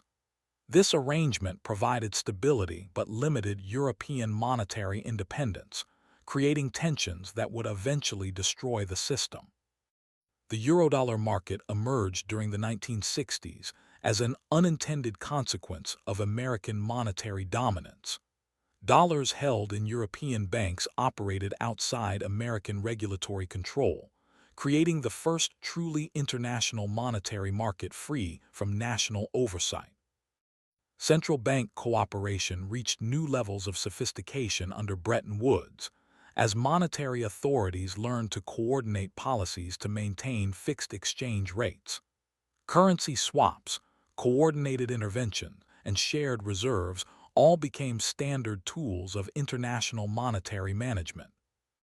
The Triffin dilemma, identified by economist Robert Triffin, revealed the fundamental instability of the Bretton Woods system. America had to run balance of payments deficits to supply the world with dollars, but those same deficits undermined confidence in the dollar's gold convertibility. Gold pools and other mechanisms were developed to defend the $35 gold price, but market forces proved stronger than official intervention. Private demand for gold, driven by doubts about dollar convertibility, created pressures that official stocks could not contain indefinitely. The development of flexible monetary policy tools during the Bretton Woods era gave central banks unprecedented control over domestic economic conditions. Open market operations, discount rate policy, and reserve requirements became finely tuned instruments of economic management. International capital markets remained relatively restricted during the Bretton Woods era, as countries maintained capital controls to preserve monetary policy independence within the fixed exchange rate system.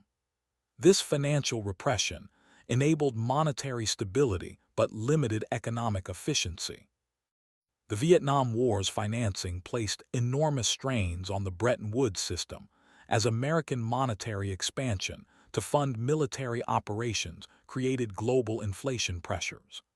The system's fixed exchange rates prevented other countries from insulating themselves from American monetary policy.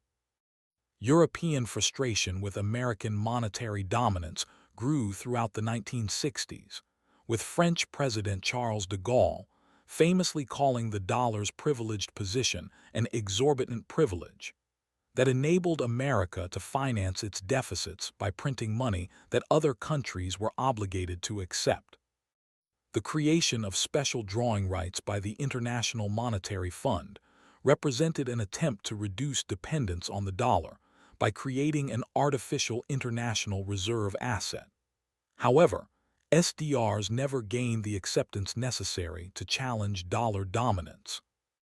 Academic economic thinking evolved significantly during the Bretton Woods era, as economists like Milton Friedman began questioning the wisdom of fixed exchange rates and advocating for floating rates that would allow market forces to determine currency values. The breakdown of Bretton Woods began with speculative attacks on individual currencies, as markets tested central banks' commitments to maintaining fixed rates. The British pound, Italian lira, and other currencies faced successive crises that weakened confidence in the entire system. Technology played an increasingly important role in international monetary operations during the Bretton Woods era. Improved communications, computerized trading systems, and electronic fund transfers all enabled faster and larger international capital movements. The social and political consequences of Bretton Woods were profound, as stable exchange rates and growing international trade created unprecedented prosperity in developed countries, while establishing patterns of global economic integration that persist today. Developing countries remained largely outside the Bretton Woods system, their currencies typically tied to their former colonial powers rather than integrated into the global monetary order.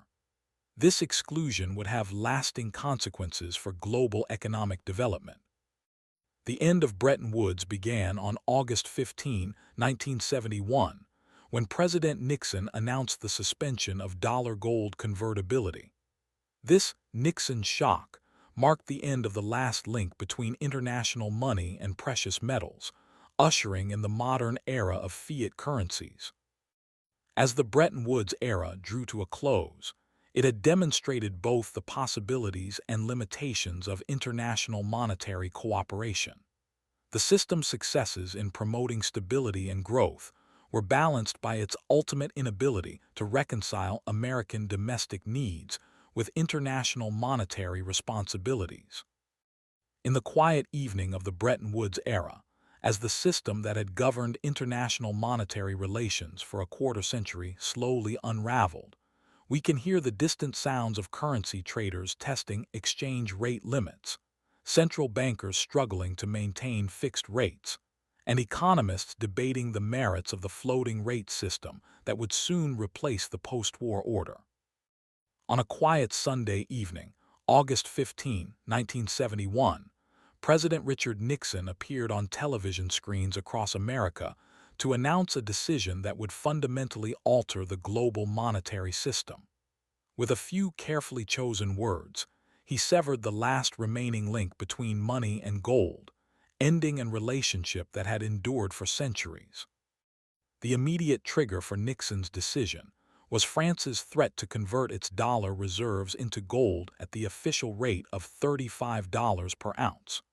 With American gold reserves dwindling and dollars accumulating in foreign central banks, the mathematics of the situation had become unsustainable. Nixon's announcement was portrayed as a temporary measure, a temporary suspension of dollar-gold convertibility to give American negotiators time to work out new international monetary arrangements. Few realized at the time that this temporary measure would become permanent, marking the end of gold's monetary role. The immediate market reaction to the Nixon shock was confusion and uncertainty. Currency markets, which had operated under fixed exchange rates for decades, suddenly found themselves without anchor points. The orderly world of Bretton Woods gave way to chaotic adjustment and experimentation. European and Japanese leaders reacted with dismay to Nixon's unilateral action, recognizing that America had effectively exported its inflation problem to the rest of the world while freeing itself from external monetary constraints. The exorbitant privilege of dollar dominance had been extended indefinitely. The Smithsonian Agreement of December 1971 represented a desperate attempt to restore fixed exchange rates without gold convertibility. New dollar parities were established, exchange rate bands were widened, but the fundamental problems that had destroyed Bretton Woods remained unresolved. Academic economists were divided in their reactions to floating exchange rates. Milton Friedman and other advocates of market solutions welcomed the change, while Keynesian economists worried about the instability that might result from unanchored currencies. The collapse of the Smithsonian system in 1973 confirmed that the era of fixed exchange rates was truly over. Market forces proved stronger than central bank intervention, forcing acceptance of floating rates as the new normal in international monetary relations. Central banks had to develop entirely new approaches to monetary policy in the post-gold era. Without the discipline of gold convertibility, they faced new responsibilities for managing inflation expectations and maintaining currency stability through domestic policies alone. The oil price shocks of 1973 and 1979 provided severe tests for the new floating rate system.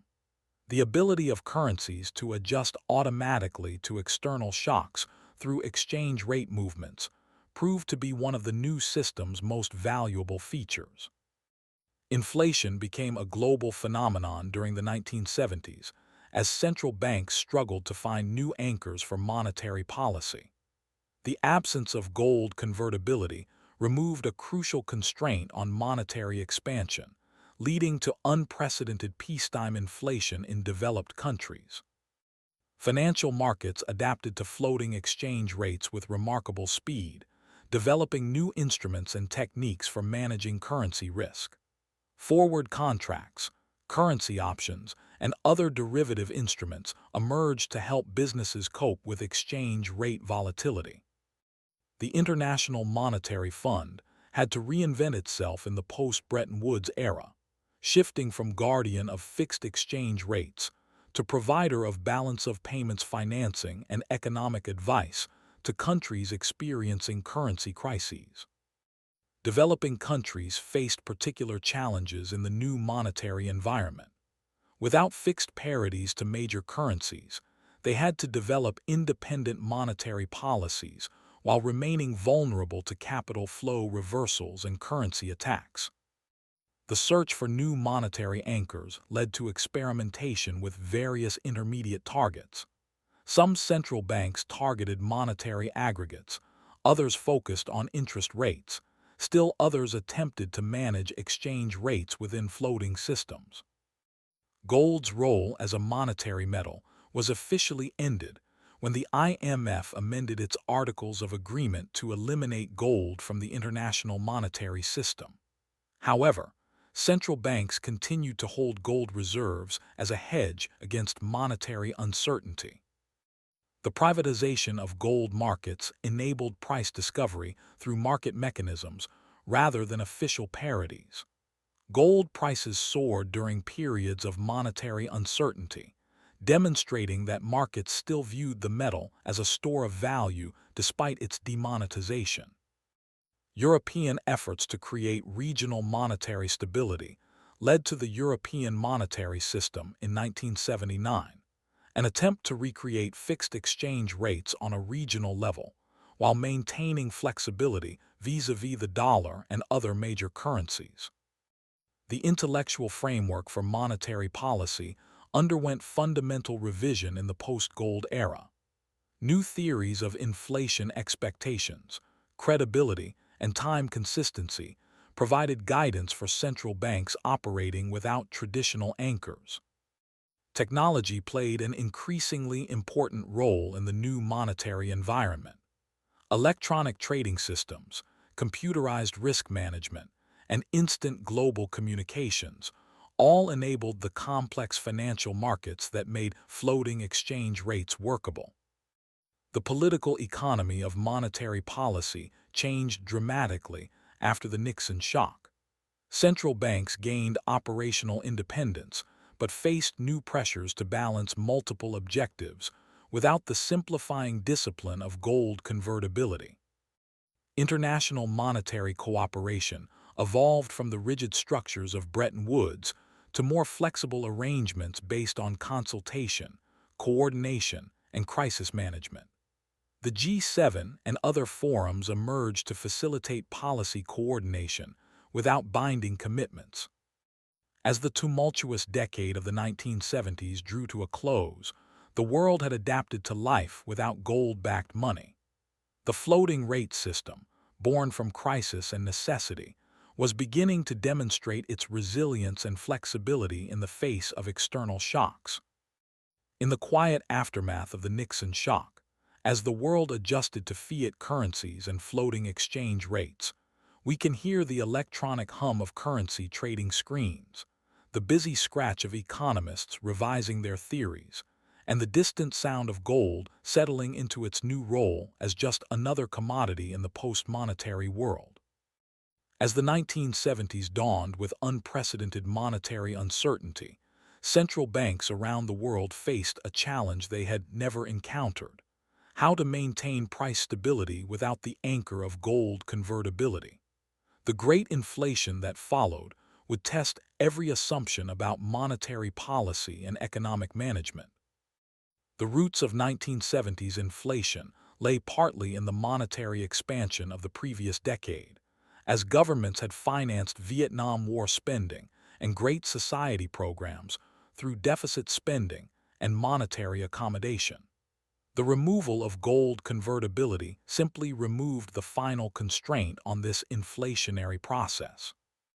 The oil price shock of 1973, when OPEC quadrupled petroleum prices almost overnight, created a new type of inflation that challenged traditional economic thinking. Supply-side price increases, unlike demand-driven inflation, could not be easily addressed through conventional monetary tightening. Stagflation, the combination of high inflation and high unemployment, contradicted the Phillips curve relationship that had guided economic policy for decades. Policymakers found themselves facing choices between unemployment and inflation that economic theory had suggested were unnecessary. Central banks struggled with credibility problems as inflation became entrenched in economic expectations. Workers demanded cost-of-living adjustments, businesses built inflation into their pricing strategies, and financial markets required ever higher interest rates to compensate for purchasing power erosion. The search for new monetary anchors led to experimentation with targeting monetary aggregates. The Federal Reserve, under Chairman Paul Volcker's leadership, attempted to control inflation by targeting the growth rate of the money supply rather than interest rates. Monetarism, the economic school associated with Milton Friedman, gained influence during the 1970s inflation crisis.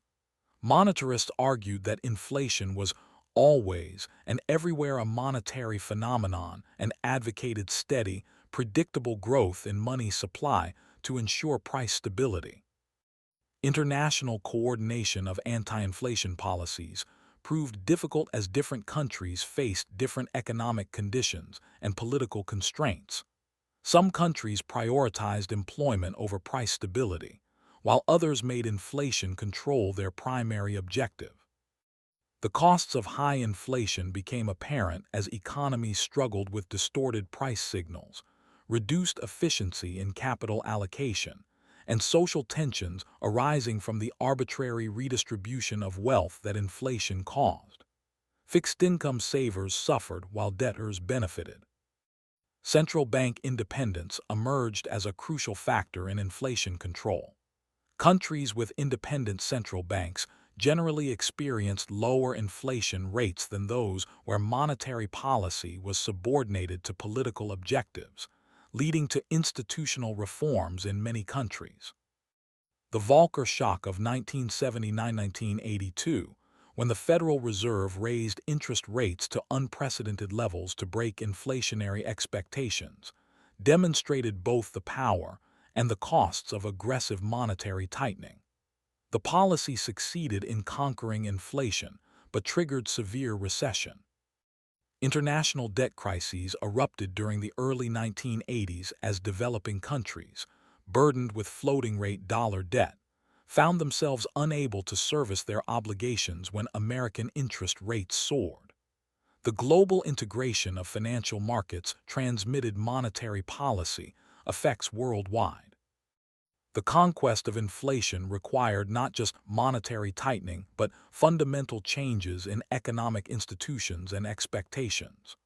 Wage indexation was eliminated, central bank independence was enhanced, and fiscal discipline was imposed to support anti-inflation monetary policies. New economic theories emerged from the inflation experience, particularly rational expectations theory, which emphasized the importance of credibility in monetary policy. If people believed central banks were committed to price stability, the costs of achieving it would be lower.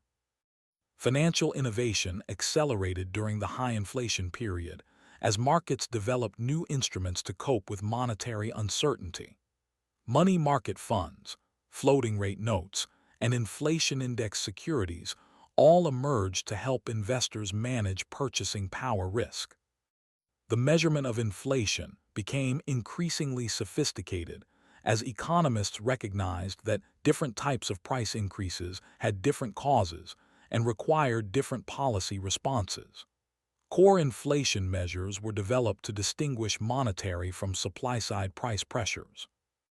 International monetary systems adapted to the new priority placed on price stability. The European monetary system was redesigned to emphasize convergence of inflation rates, while developing countries increasingly adopted exchange rate anchors to import monetary credibility. The role of fiscal policy in inflation control became better understood during this period. Central banks could not maintain price stability if governments continued to run large budget deficits that required monetary financing, leading to closer coordination between fiscal and monetary authorities. Communication strategies became important tools of monetary policy, as central banks learned that managing inflation expectations was as important as controlling the money supply. Public statements, testimony, and formal inflation targets all became part of central banks' policy toolkit. The technology of monetary control improved significantly during the inflation-fighting era. Better data, more sophisticated econometric models, and improved understanding of monetary transmission mechanisms all enhanced central banks' ability to conduct effective policy. By the mid-1980s, the Great Inflation had been largely conquered in developed countries, but the lessons learned would influence monetary policy for decades. Price stability was established as the primary objective of monetary policy, with other goals subordinated to this fundamental responsibility. As the tumultuous era of high inflation drew to a close, a new consensus emerged about the conduct of monetary policy. Central bank independence, inflation targeting, and clear communication became the new orthodoxy, setting the stage for the great moderation that would follow. In the peaceful evening after the inflation battles had been won, we can hear the quiet satisfaction of central bankers who had learned to anchor expectations without gold, the relieved conversations of savers whose purchasing power was secure, and the steady hum of economies growing with stable prices. In the gleaming towers of 1980s Wall Street, a revolution was taking shape that would transform money from simple currency into complex financial instruments of unprecedented sophistication. The deregulation of finance and advances in computing power created an explosion of innovation that fundamentally changed how money worked. The money market fund, invented by Henry Brown in 1971, democratized access to short-term financial markets for ordinary investors. Suddenly, small savers could earn market interest rates on their deposits, breaking the monopoly that banks had held over retail deposit services for centuries. Securitization emerged as one of the most important financial innovations of the era, enabling banks to package loans into securities that could be sold to investors. Mortgages, credit card receivables, and automobile loans were transformed from illiquid bank assets into tradable financial instruments.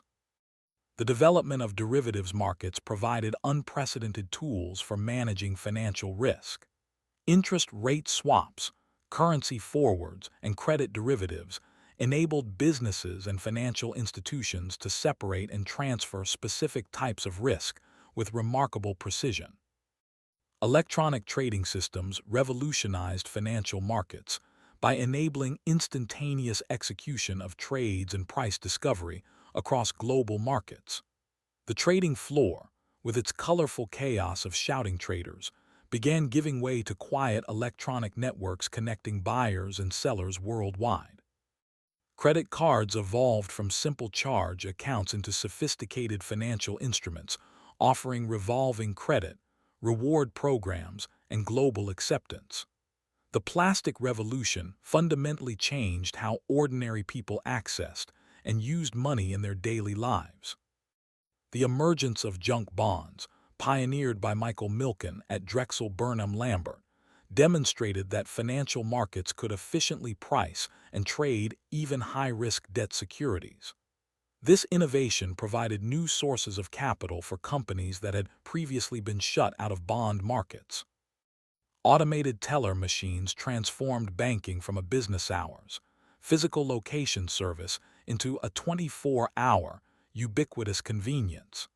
The ATM network created the first truly global financial infrastructure accessible to ordinary consumers anywhere in the world. The Black-Scholes option pricing model, developed by Fisher Black, Myron Scholes, and Robert Merton, provided the mathematical foundation for modern derivatives markets.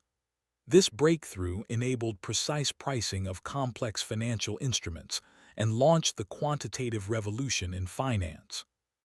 Financial deregulation removed barriers that had separated different types of financial institutions since the Great Depression. Commercial banks, investment banks, insurance companies, and securities firms began competing across traditional boundaries, spurring further innovation. The emergence of hedge funds created new forms of investment management that could use leverage, derivatives, and short selling to generate returns uncorrelated with traditional stock and bond markets. These alternative investment vehicles attracted institutional and wealthy individual investors. Currency markets became increasingly sophisticated as floating exchange rates created new needs for hedging and speculation. The daily volume of foreign exchange trading grew exponentially, making currency markets the largest and most liquid financial markets in the world. The development of program trading and portfolio insurance demonstrated both the power and the dangers of computer-driven financial strategies. The stock market crash of 1987 revealed that automated trading systems could amplify market volatility rather than reduce it. Financial engineering emerged as a distinct discipline, combining mathematical modeling, computer programming, and financial theory to create new instruments and strategies. Rocket scientists with advanced degrees in physics and mathematics invaded Wall Street. The mortgage-backed security market, pioneered by government-sponsored enterprises like Fannie Mae and Freddie Mac, created a liquid secondary market for home loans. This innovation dramatically increased the availability of mortgage credit and contributed to rising homeownership rates. Mutual funds evolved from simple investment pooling vehicles into sophisticated financial products, offering everything from index funds to sector-specific investments. The explosion in fund varieties gave ordinary investors access to professional money management and portfolio diversification. The emergence of private equity and leveraged buyouts demonstrated new ways of organizing corporate ownership and financing. These innovations challenged traditional relationships between debt and equity, management and ownership, and public and private capital markets. Financial innovation accelerated globalization by creating instruments and markets that could efficiently allocate capital across national boundaries. International bond markets, global custody services, and cross-border payment systems all facilitated international investment and trade. The development of real-time gross settlement systems enabled instantaneous and final settlement of large-value payments.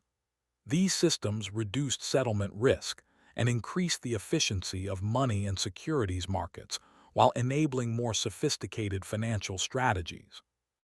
Risk management evolved from simple diversification to sophisticated mathematical modeling of portfolio risks.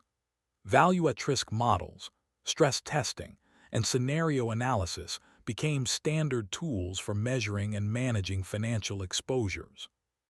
The growth of retirement savings through 401(k) plans and individual retirement accounts created massive pools of long-term capital that fueled further financial innovation. These defined contribution retirement systems shifted investment risk from employers to employees while expanding capital markets.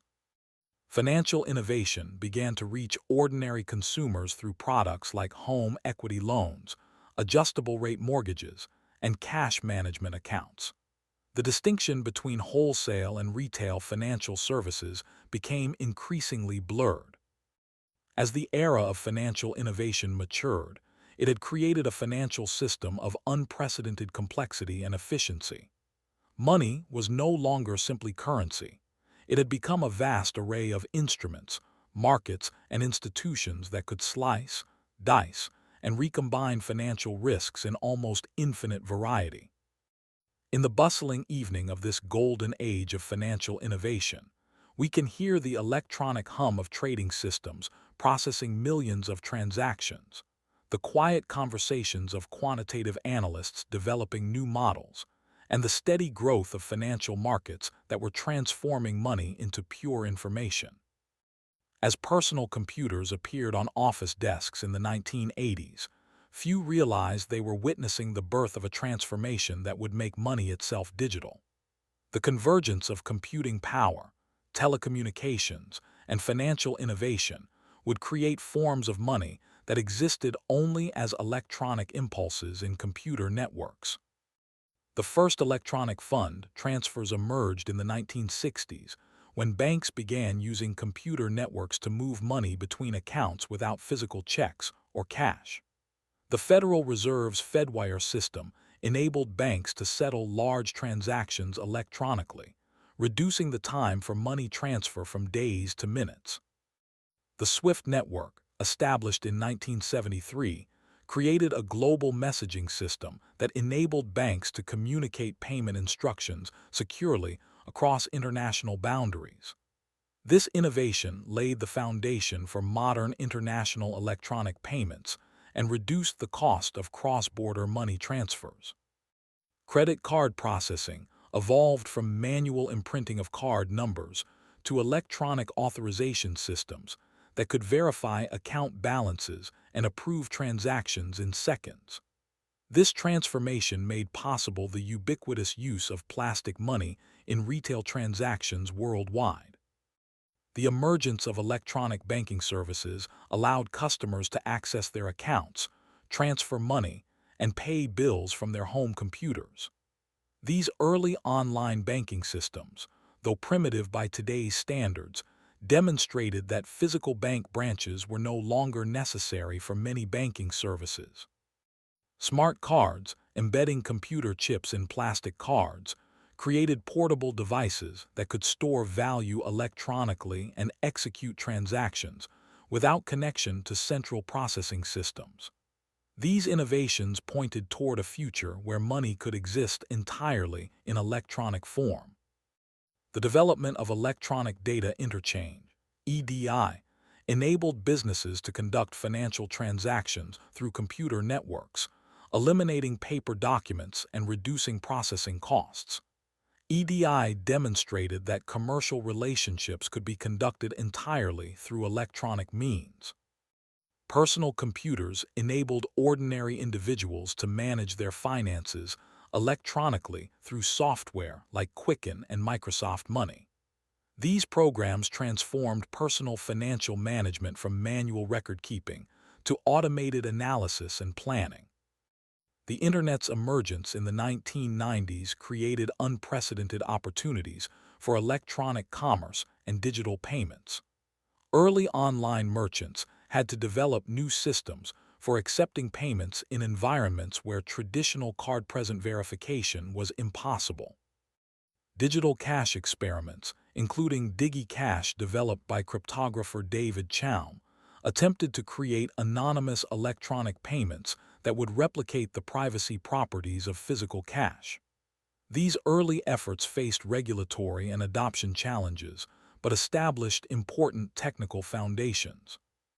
The rise of e-commerce giants like Amazon and eBay created massive demand for efficient online payment systems. These companies had to innovate new approaches to payments that could handle millions of small transactions from customers who might never visit physical stores. PayPal emerged as the first successful large-scale electronic payment system designed specifically for internet transactions. By enabling person-to-person payments and simplifying online purchases, PayPal demonstrated that digital payments could be more convenient than traditional alternatives. Mobile phones began to serve payment functions in unexpected ways, particularly in developing countries where traditional banking infrastructure was limited. Mobile money systems like M-Pesa in Kenya enabled people to send money via text messages, creating new models for financial inclusion. The development of contactless payment technologies, including near-field communication, NFC, chips in cards and phones, eliminated the need for physical contact between payment devices and readers. These innovations promised to make electronic payments as fast and convenient as cash. High-frequency trading emerged as algorithms executed millions of transactions per second, transforming financial markets into electronic environments where human intervention was increasingly unnecessary. Money moved at the speed of light through fiber optic cables. The integration of geographic positioning systems with mobile payments enabled location-based financial services. Customers could find nearby ATMs, receive merchant offers based on their location, and use their phones as payment devices in physical stores. Cloud computing enabled financial institutions to offer services without maintaining their own computing infrastructure. This innovation reduced the cost of financial services and enabled new entrants to compete with established institutions without massive technology investments.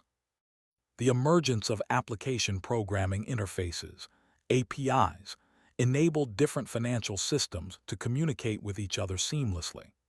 Open banking regulations began requiring financial institutions to share customer data with authorized third parties, fostering innovation in financial services.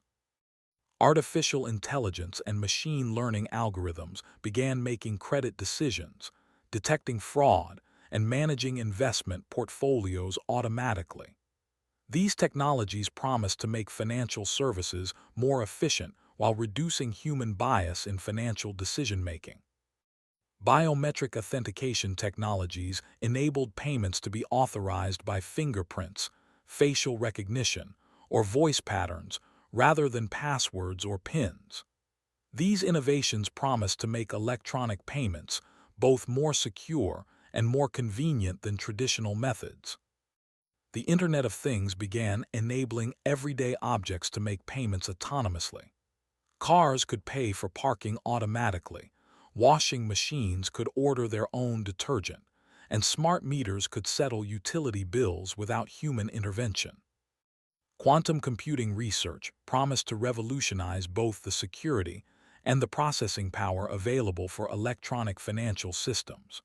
While still experimental, quantum technologies could eventually make current encryption methods obsolete while enabling unprecedented computational capabilities.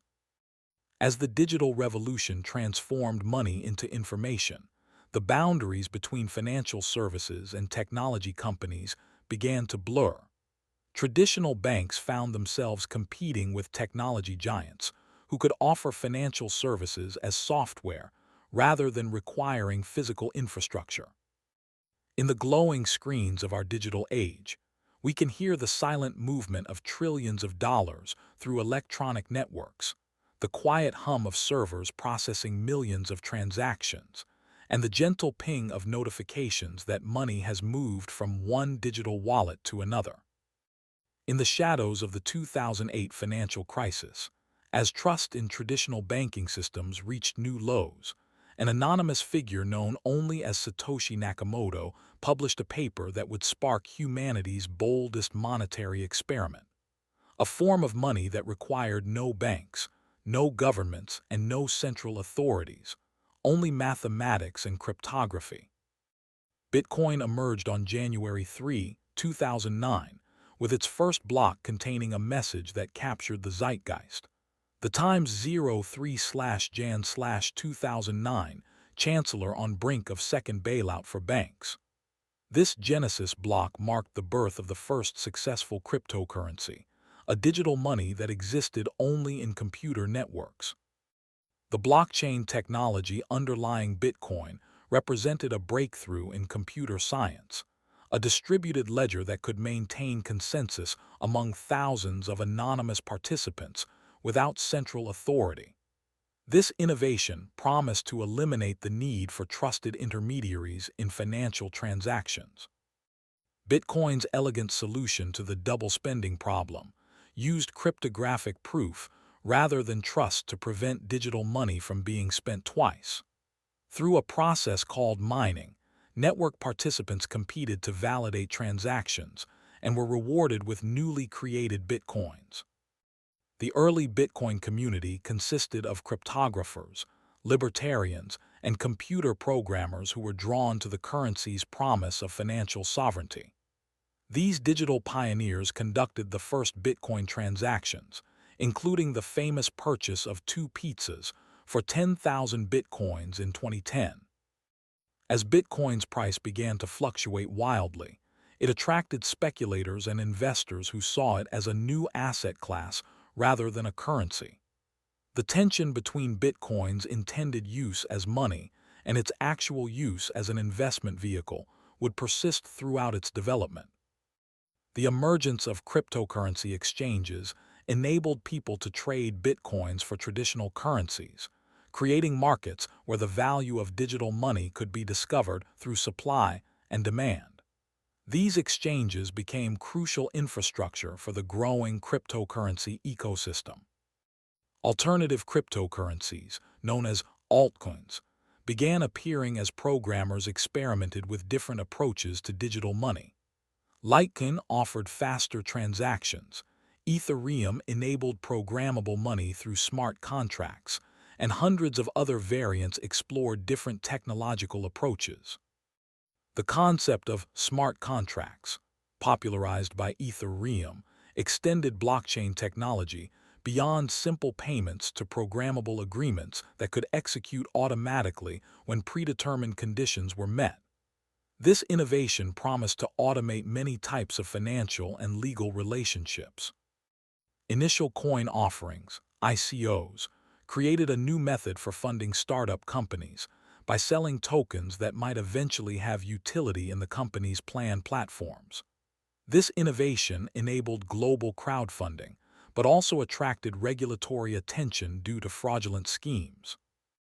The energy consumption required for Bitcoin mining sparked debates about the environmental sustainability of cryptocurrency systems. The network's energy usage, comparable to that of small countries, raised questions about whether the benefits justified the environmental costs. Regulatory authorities around the world struggled to categorize and control cryptocurrencies. Some countries banned them entirely, others embraced them as legitimate financial instruments, and still others attempted to create their own digital currencies to compete with private alternatives. The volatility of cryptocurrency prices made them unsuitable for many monetary functions despite their technological sophistication. Stablecoins emerged as a solution, attempting to maintain stable values through various mechanisms including backing by traditional currencies or commodities. Central banks began exploring their own digital currencies, CBDCs, as a response to private cryptocurrency development. These government-issued digital currencies would combine the efficiency of digital payments with the stability and legal backing of traditional fiat money. The rise of decentralized finance, DeFi platforms demonstrated that traditional financial services, lending, borrowing, trading, and insurance, could be provided through smart contracts without traditional financial institutions. These systems promise to democratize access to financial services. Non-fungible tokens, NFTs, created new categories of digital property by using blockchain technology to establish unique ownership of digital assets. This innovation extended cryptocurrency concepts beyond money to art, collectibles, and other forms of digital property. Corporate adoption of cryptocurrencies accelerated as companies like Tesla and MicroStrategy added Bitcoin to their treasury reserves. Payment processors enabled merchants to accept cryptocurrency payments, and financial institutions began offering cryptocurrency services to clients. The Lightning Network and other Layer 2 solutions attempted to solve Bitcoin scalability problems by enabling fast, low-cost transactions while maintaining the security of the underlying blockchain. These innovations showed that cryptocurrency systems could evolve to address their limitations. Cryptocurrency became increasingly integrated with traditional finance, as banks offered custody services. Investment funds included digital assets in their portfolios, and futures markets enabled institutional investors to gain cryptocurrency exposure without holding the underlying assets. The philosophical implications of cryptocurrencies extended far beyond technology to questions about the nature of money, the role of government in monetary systems, and the possibility of global currencies that transcend national boundaries. As the cryptocurrency experiment continued to evolve, it remained unclear whether digital currencies would complement traditional monetary systems, replace them, or remain a niche technology for specialized applications. The blockchain dream of decentralized money faced real-world challenges of adoption, regulation, and scalability. In the ethereal glow of computer screens mining cryptocurrencies around the clock, we can hear the gentle hum of blockchain networks processing transactions across borders without permission, the quiet click of digital wallets opening new possibilities, and the whispered debates about whether humanity has discovered the future of money or simply created an elaborate technological experiment. As dawn breaks over the marble halls of central banks worldwide, we witness institutions that have evolved from simple currency issuers into the masters of modern monetary policy. These quiet guardians of financial stability wield tools of unprecedented sophistication to manage economies with surgical precision. The transformation of central banking began with the recognition that price stability was the foundation of all other economic objectives.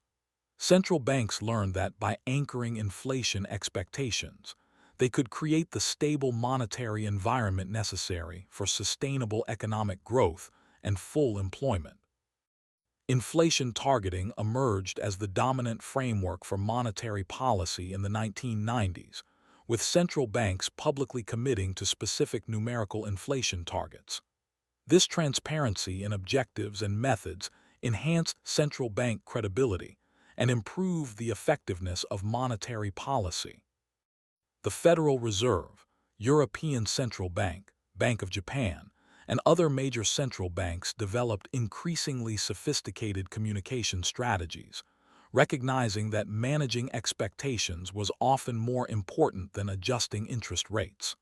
Forward guidance became a powerful tool for influencing economic behavior.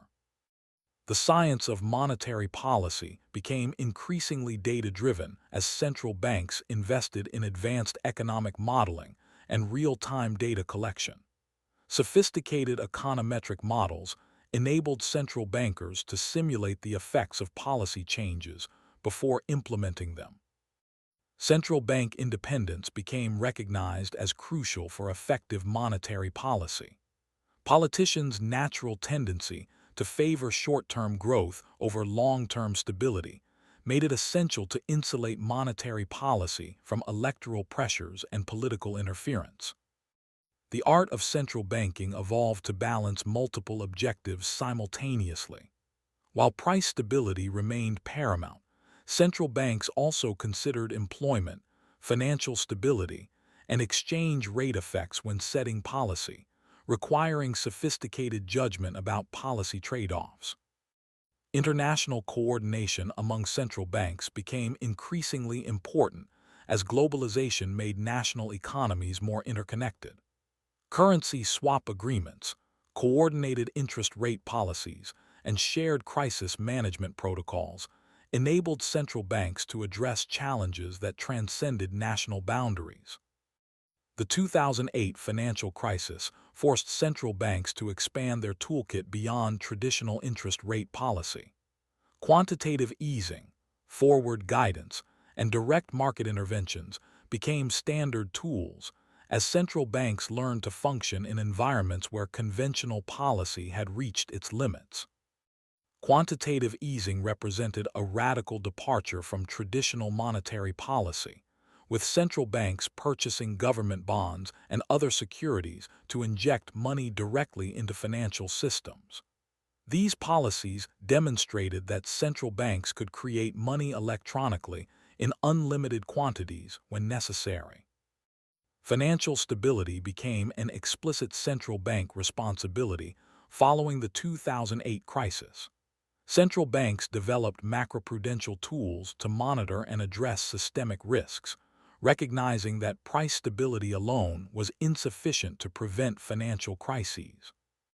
Negative interest rates, once considered a theoretical impossibility, became reality as European and Japanese central banks pushed policy rates below zero in desperate attempts to stimulate economic activity. These policies challenged fundamental assumptions about how monetary policy worked. The concept of the zero lower bound was shattered as central banks discovered they could continue stimulating economies even when interest rates reached zero. Unconventional monetary policies opened new frontiers for central bank intervention in financial markets. Central banks became significant players in government bond markets through their quantitative easing programs, raising questions about the independence of monetary policy when central banks were simultaneously major purchasers of government debt. The emergence of cryptocurrencies forced central banks to reconsider their role as monopoly issuers of currency. Some central banks began exploring their own digital currencies, while others focused on regulating private digital money to maintain monetary sovereignty.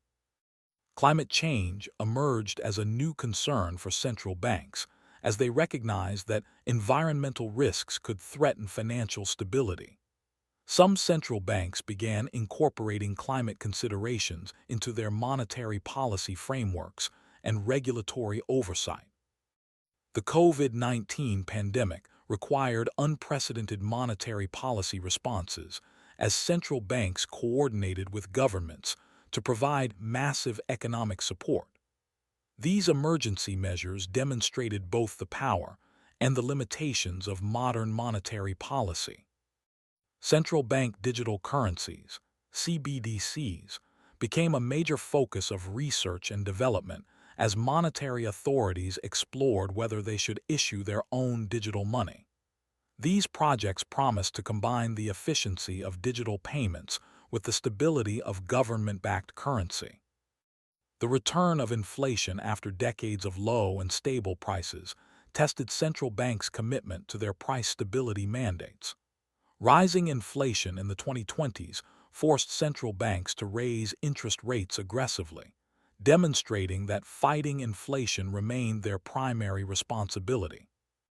Modern central banking required unprecedented technical expertise as monetary policy became increasingly complex and sophisticated.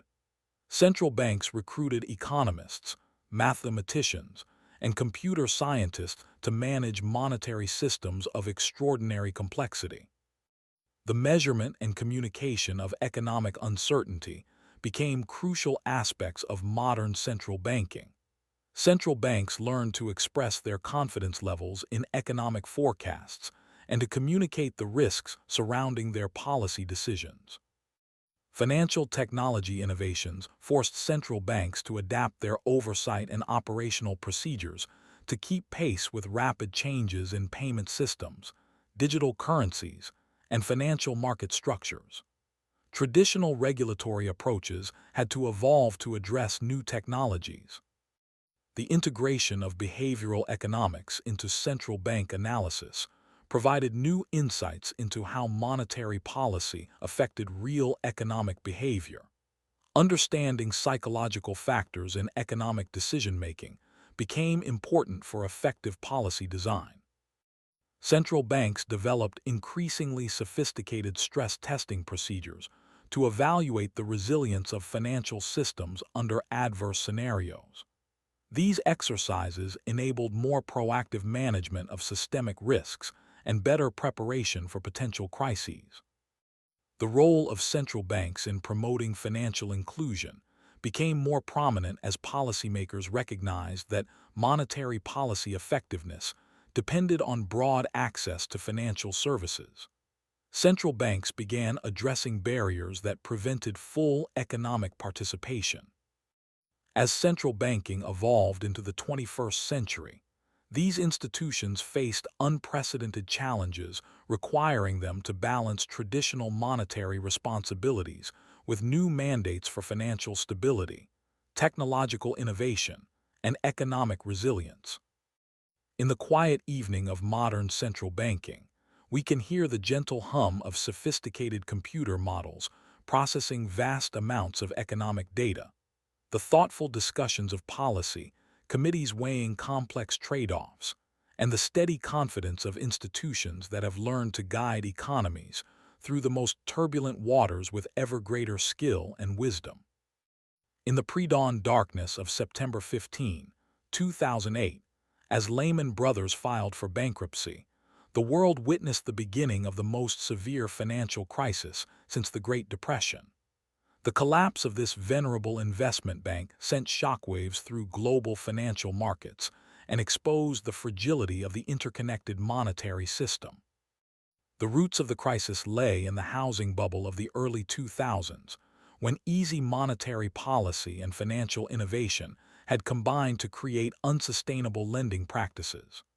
Subprime mortgages, packaged into complex securities, had spread risk throughout the global financial system in ways that few understood. The failure of Bear Stearns in March 2008 provided an early warning of the systemic dangers lurking in financial markets, but the rescue of Bear Stearns through a Federal Reserve-facilitated merger with J.P. Morgan Chase suggested that authorities would prevent major institution failures. Lehman Brothers' collapse shattered that assumption and created panic in financial markets. Credit markets froze as institutions became afraid to lend to each other, not knowing which firms might be harboring toxic assets that could cause insolvency. The reserve primary funds, breaking the buck, when it could not maintain its $1 share price, triggered the first run on money market funds in history. This event demonstrated how interconnected modern financial markets had become and how quickly panic could spread. AIG's near collapse revealed the hidden connections that derivatives had created between financial institutions. The insurance giant's credit default swap obligations meant that its failure could have triggered failures throughout the global financial system. Central banks around the world responded with unprecedented monetary accommodation, cutting interest rates to near zero and implementing quantitative easing programs that created trillions of dollars of new money. These actions prevented the crisis from becoming a complete collapse of the monetary system. Government bailouts of major financial institutions raised fundamental questions about moral hazard and the privatization of profits while socializing losses. The phrase "too big to fail" entered common usage as taxpayers rescued institutions whose failure would have threatened the entire economy. The crisis exposed the inadequacy of existing financial regulation, which had failed to keep pace with financial innovation, and the growing interconnectedness of global markets. Regulators had not understood how traditional risk measures could become meaningless in highly interconnected systems. International cooperation became crucial as the crisis spread across borders through integrated financial markets.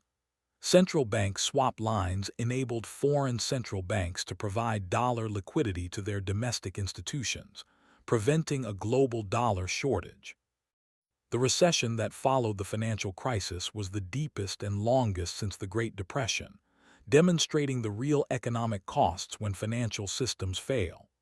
Unemployment soared, housing values collapsed, and governments faced fiscal crises as tax revenues fell and spending needs increased. Quantitative easing emerged as central banks' primary tool for stimulating economies when interest rates reached zero. These programs involved purchasing government bonds and other securities to inject money directly into financial systems and lower long-term interest rates.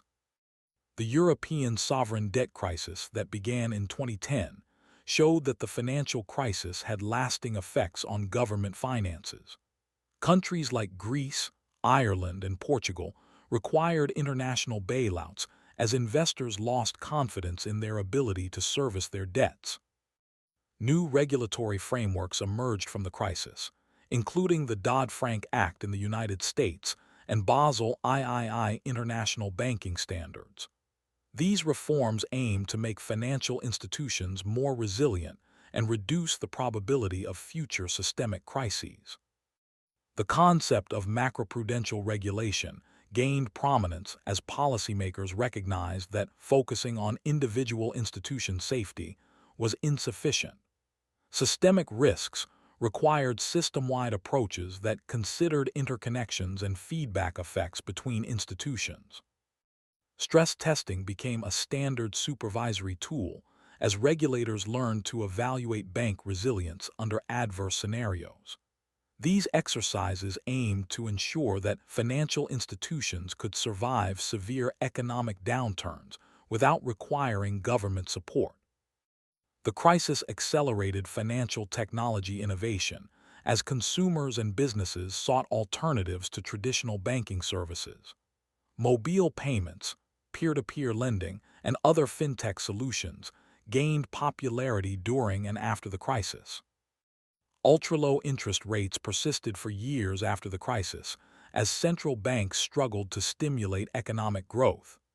This new normal of low rates had profound effects on savers, pension funds, insurance companies, and other institutions that depended on interest income.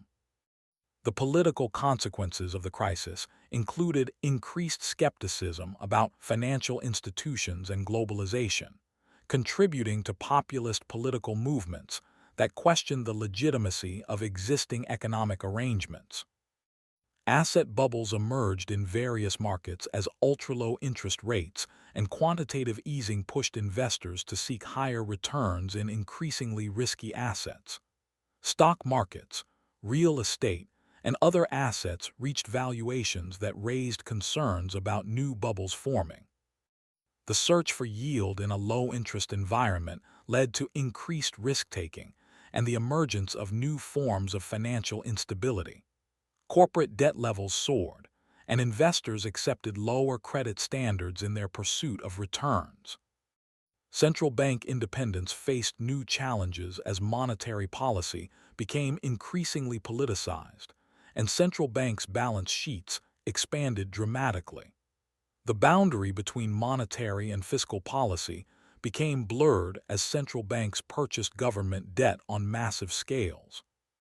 The long-term effects of the crisis continued to influence monetary policy more than a decade later, as central banks struggled to normalize interest rates and reduce the extraordinary stimulus measures implemented during the emergency period. As the immediate crisis receded into history, its lessons about financial interconnectedness, systemic risk, and the importance of robust regulatory frameworks continued to shape financial policy and monetary management around the world. In the quiet aftermath of the great financial crisis, we can hear the steady work of rebuilding trust in financial institutions, the careful deliberations of regulators designing new safeguards, and the persistent hum of central banks managing the long journey back to monetary normalcy. As the sun rises over interconnected financial markets spanning every continent, we witness money's complete transformation into a global phenomenon. No longer confined by national borders, modern currencies flow across the world in seconds, creating opportunities and vulnerabilities that would have been unimaginable to earlier generations. The globalization of financial markets accelerated during the 1990s and 2000s as capital controls were dismantled, and technology enabled instantaneous international money transfers. This integration created unprecedented efficiency in global capital allocation, but also transmitted financial instability across borders at the speed of light. Exchange rates became weapons of economic policy as countries discovered that currency values could influence their international competitiveness. The term currency war emerged to describe situations where countries deliberately weaken their currencies to boost exports and economic growth. China's exchange rate policy became a focal point of international tension as the country's rapid economic growth coincided with a currency that many considered artificially undervalued. The yuan's peg to the dollar created global imbalances that contributed to economic instability worldwide. The euro's creation in 1999 represented humanity's boldest experiment in monetary integration, uniting 19 diverse economies under a single currency. This unprecedented achievement demonstrated both the possibilities and the challenges of surrendering monetary sovereignty for economic integration. Currency crises became more frequent and severe in the globalized economy, as massive capital flows could overwhelm small and medium-sized economies. The Asian financial crisis of 1997, the Russian default of 1998, and the Argentine crisis of 2001 all demonstrated the vulnerability of emerging markets to capital flow reversals. Carry trades emerged as investors borrowed in low-interest currencies to invest in higher-yielding assets elsewhere. These strategies created artificial demand for certain currencies while potentially destabilizing others, demonstrating how global capital flows could distort exchange rates. The dollar's continued dominance in international trade and finance gave the United States enormous influence over global monetary conditions. American monetary policy decisions affected economic conditions worldwide, creating tensions with other countries who had little influence over policies that affected them deeply.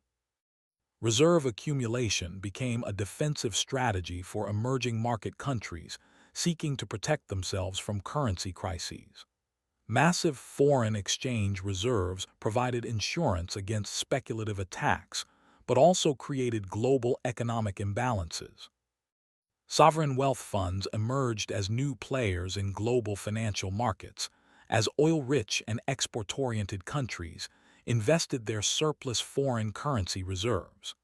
These government-controlled investment vehicles could move markets and influence corporate governance across borders. The search for alternatives to dollar dominance led to various proposals for new international monetary systems. Special drawing rights, regional currency arrangements, and bilateral trading agreements all represented attempts to reduce dependence on the American currency. Financial sanctions became powerful tools of foreign policy, as countries could be excluded from international payment systems. The threat of being cut off from dollar-based financial networks gave the United States significant leverage in international relations. Quantitative easing by major central banks created spillover effects in emerging markets as investors sought higher returns in developing countries. These capital flows caused asset bubbles and exchange rate appreciation that complicated monetary policy in recipient countries.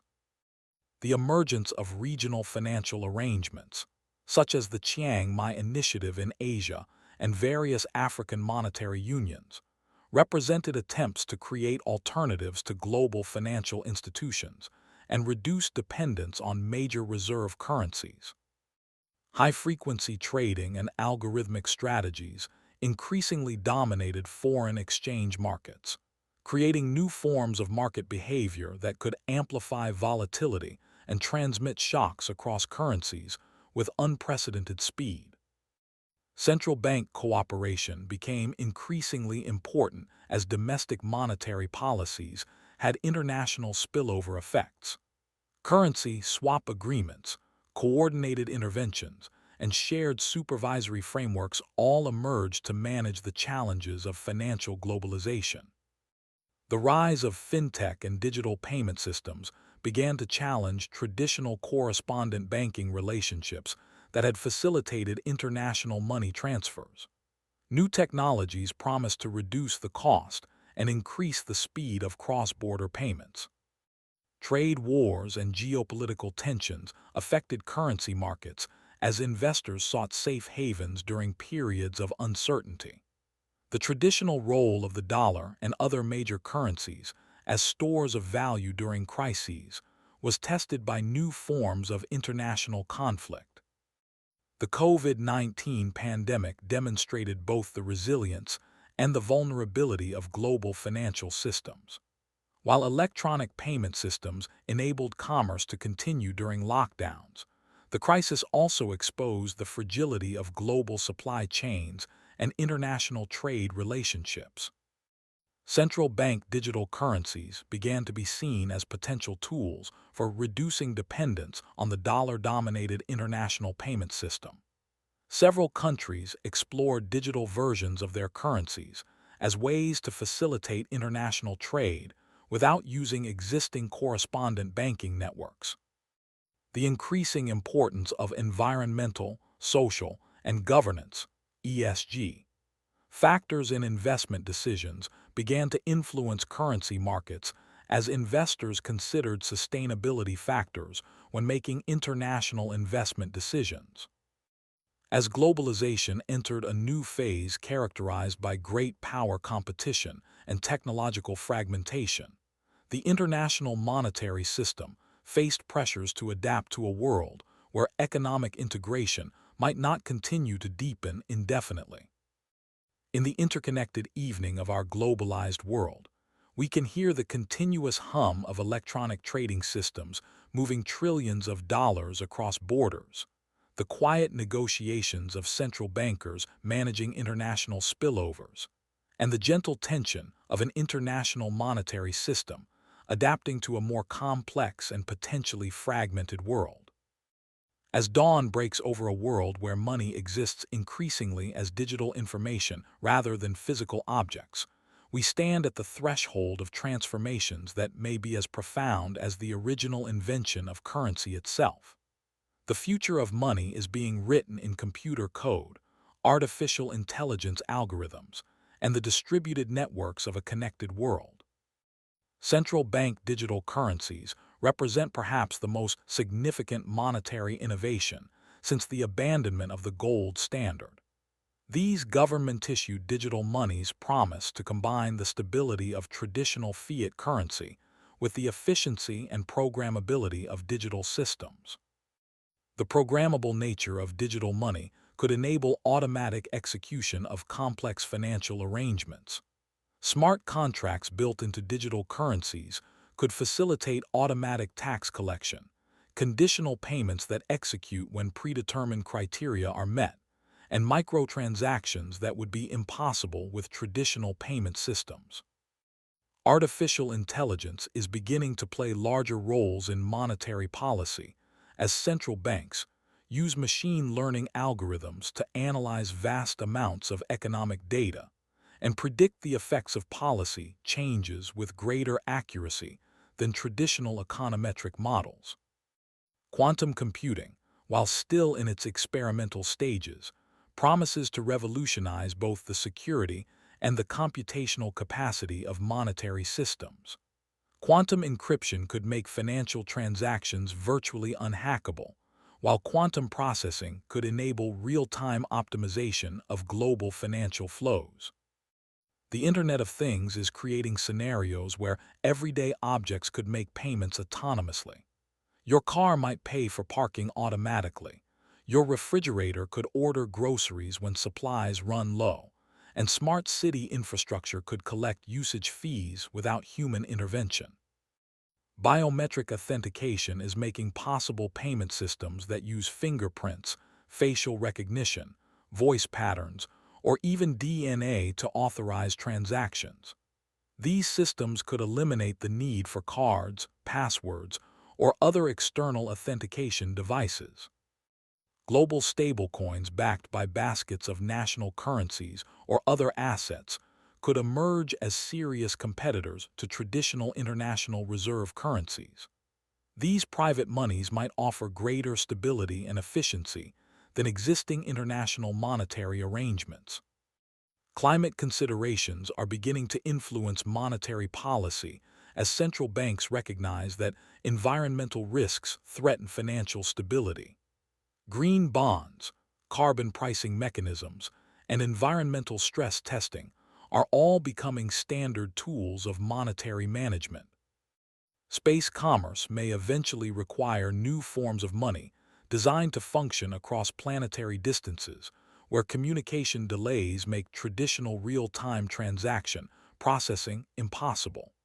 Interplanetary commerce might need autonomous monetary systems that can operate independently. Universal basic income experiments around the world could transform the relationship between money and social policy.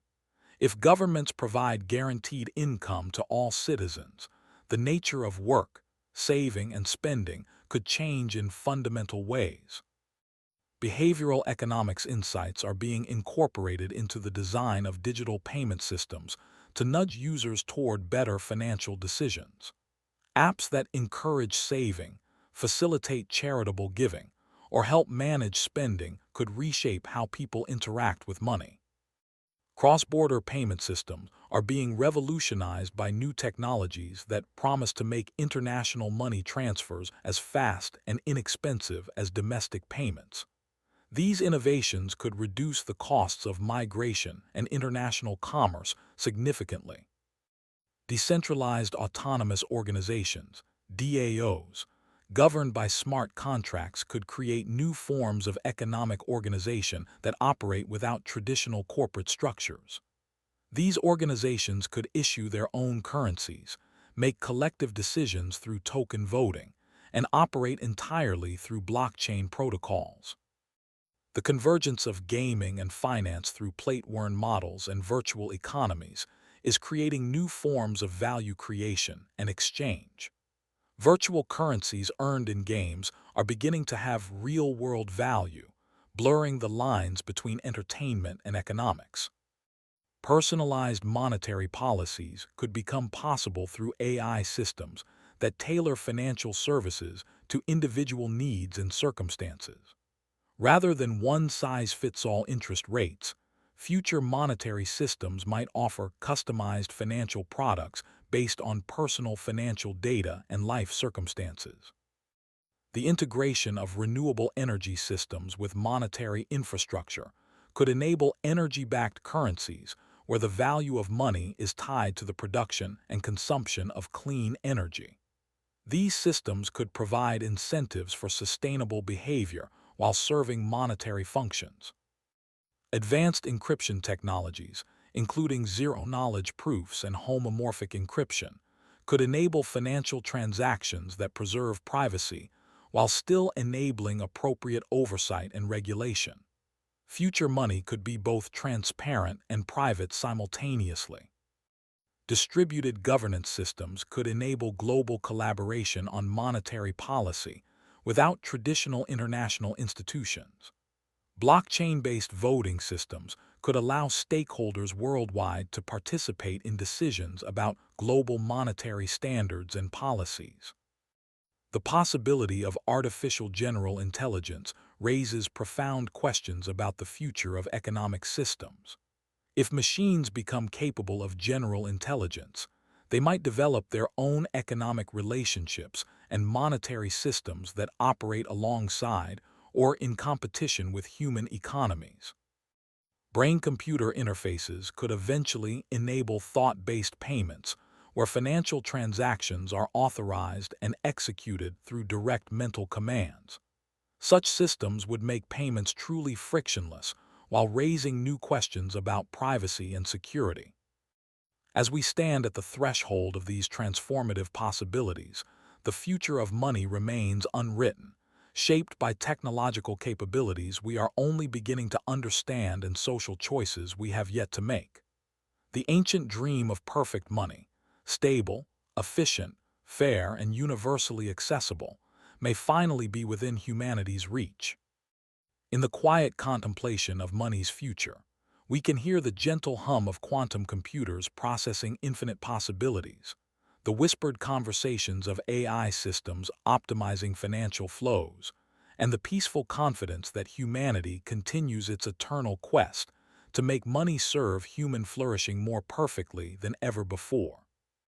As our journey through money's vast history draws toward its gentle close, we find ourselves in a place of quiet wonder, contemplating the magnificent tapestry that humanity has woven through its eternal dance with value, exchange, and the dreams that money makes possible. From the first shells gathered on ancient beaches to the digital tokens flowing through fiber optic cables, money has always been more than mere currency. It has been humanity's attempt to capture time itself, to hold tomorrow's possibilities in today's hands, to transform hope into something tangible. The story we have told is ultimately a story about human imagination and cooperation. Every coin ever minted, every bank ever established, every digital wallet ever created represents millions of people agreeing to believe in shared symbols of value, to trust in collective dreams of prosperity. In the soft light of reflection, we can see how each age has brought its own understanding of what money should be. Agricultural societies created commodity money tied to the rhythms of harvest and season. Industrial societies developed institutional money that could finance great projects and smooth economic cycles. Digital societies are now creating programmable money that can embody complex rules and relationships, while tomorrow's societies may create forms of money we can barely imagine today. Yet through all these transformations, money's essential purpose remains unchanged: to serve human flourishing and enable cooperation across time and space. The wisdom accumulated through millennia of monetary experience whispers certain eternal truths: that money works best when it is trusted, that trust is earned through consistency and reliability, and that the most successful monetary systems are those that serve the broadest human needs rather than narrow interests. We have seen how money's evolution mirrors humanity's own development, growing more sophisticated as societies become more complex, more global as human connections span the world, more abstract as our understanding of value deepens, yet always remaining grounded in the fundamental human need for cooperation and exchange. The great monetary innovations of history, from the first coins to modern central banking to digital currencies, share a common thread. They all arose from humanity's desire to make economic life more fair, more efficient, more predictable, and more accessible to all people. As we drift toward peaceful sleep, we can feel gratitude for the countless anonymous innovators who contributed to money's development. The unknown smiths who first worked precious metals, the patient accountants who developed double entry bookkeeping, the programmers who coded the first digital payments. Their gifts to us include not just the technologies of money, but the deeper insight that money is a tool for human liberation, liberating us from the constraints of barter, from the tyranny of immediate exchange, from the isolation of purely local economies. The challenges that money has helped humanity solve are profound. How do we coordinate economic activity among strangers? How do we plan for uncertain futures? How do we fairly distribute the benefits of cooperation? How do we maintain stable relationships across vast differences in culture and circumstance? The future of money remains unwritten, full of possibilities that our ancestors could never have imagined. Yet we can be confident that future innovations will continue to serve money's eternal purpose, enabling human cooperation and making possible the dreams that lift societies toward greater prosperity and justice. As sleep approaches with its promise of rest and restoration, we carry with us the peaceful knowledge that money, in all its forms throughout all its history, represents humanity at its most optimistic, most cooperative, and most creative. The story of money is ultimately the story of human hope. Hope that tomorrow can be better than today. Hope that effort can be rewarded. Hope that trust can be justified. Hope that cooperation can triumph over conflict. Hope that abundance can be shared widely enough to lift all people toward lives of dignity and opportunity. In the gentle quiet of this ending, we can hear the soft sounds of money continuing its eternal work. The rustle of currency changing hands in distant markets, the gentle ping of digital transactions completing across oceans, the quiet confidence of people planning their futures, knowing that their efforts today can be stored as value for tomorrow. And so we close this long story of money with the same sense of wonder with which it began, marveling at humanity's capacity to create shared dreams so powerful they can reshape the world, so enduring they can survive the rise and fall of empires, so adaptable they can evolve to serve human needs in ways we are only beginning to discover. As you drift into peaceful sleep, let the story of money remind you that you are part of this great human adventure, a participant in the ongoing creation of systems that serve cooperation, prosperity, and hope. In the morning, money will continue its eternal work of serving human dreams, as it has for thousands of years, and as it will for thousands more to come. Rest well in the knowledge that money's greatest innovations still lie ahead, waiting to be discovered by future generations, who will continue humanity's eternal quest to create economic systems worthy of our highest aspirations and deepest values. Sleep peacefully, carried by the gentle current of this ancient stream of human cooperation that flows through time, carrying dreams from past to future, connecting all of us in the great work of building a world where money serves human flourishing in ways more beautiful than we can yet imagine.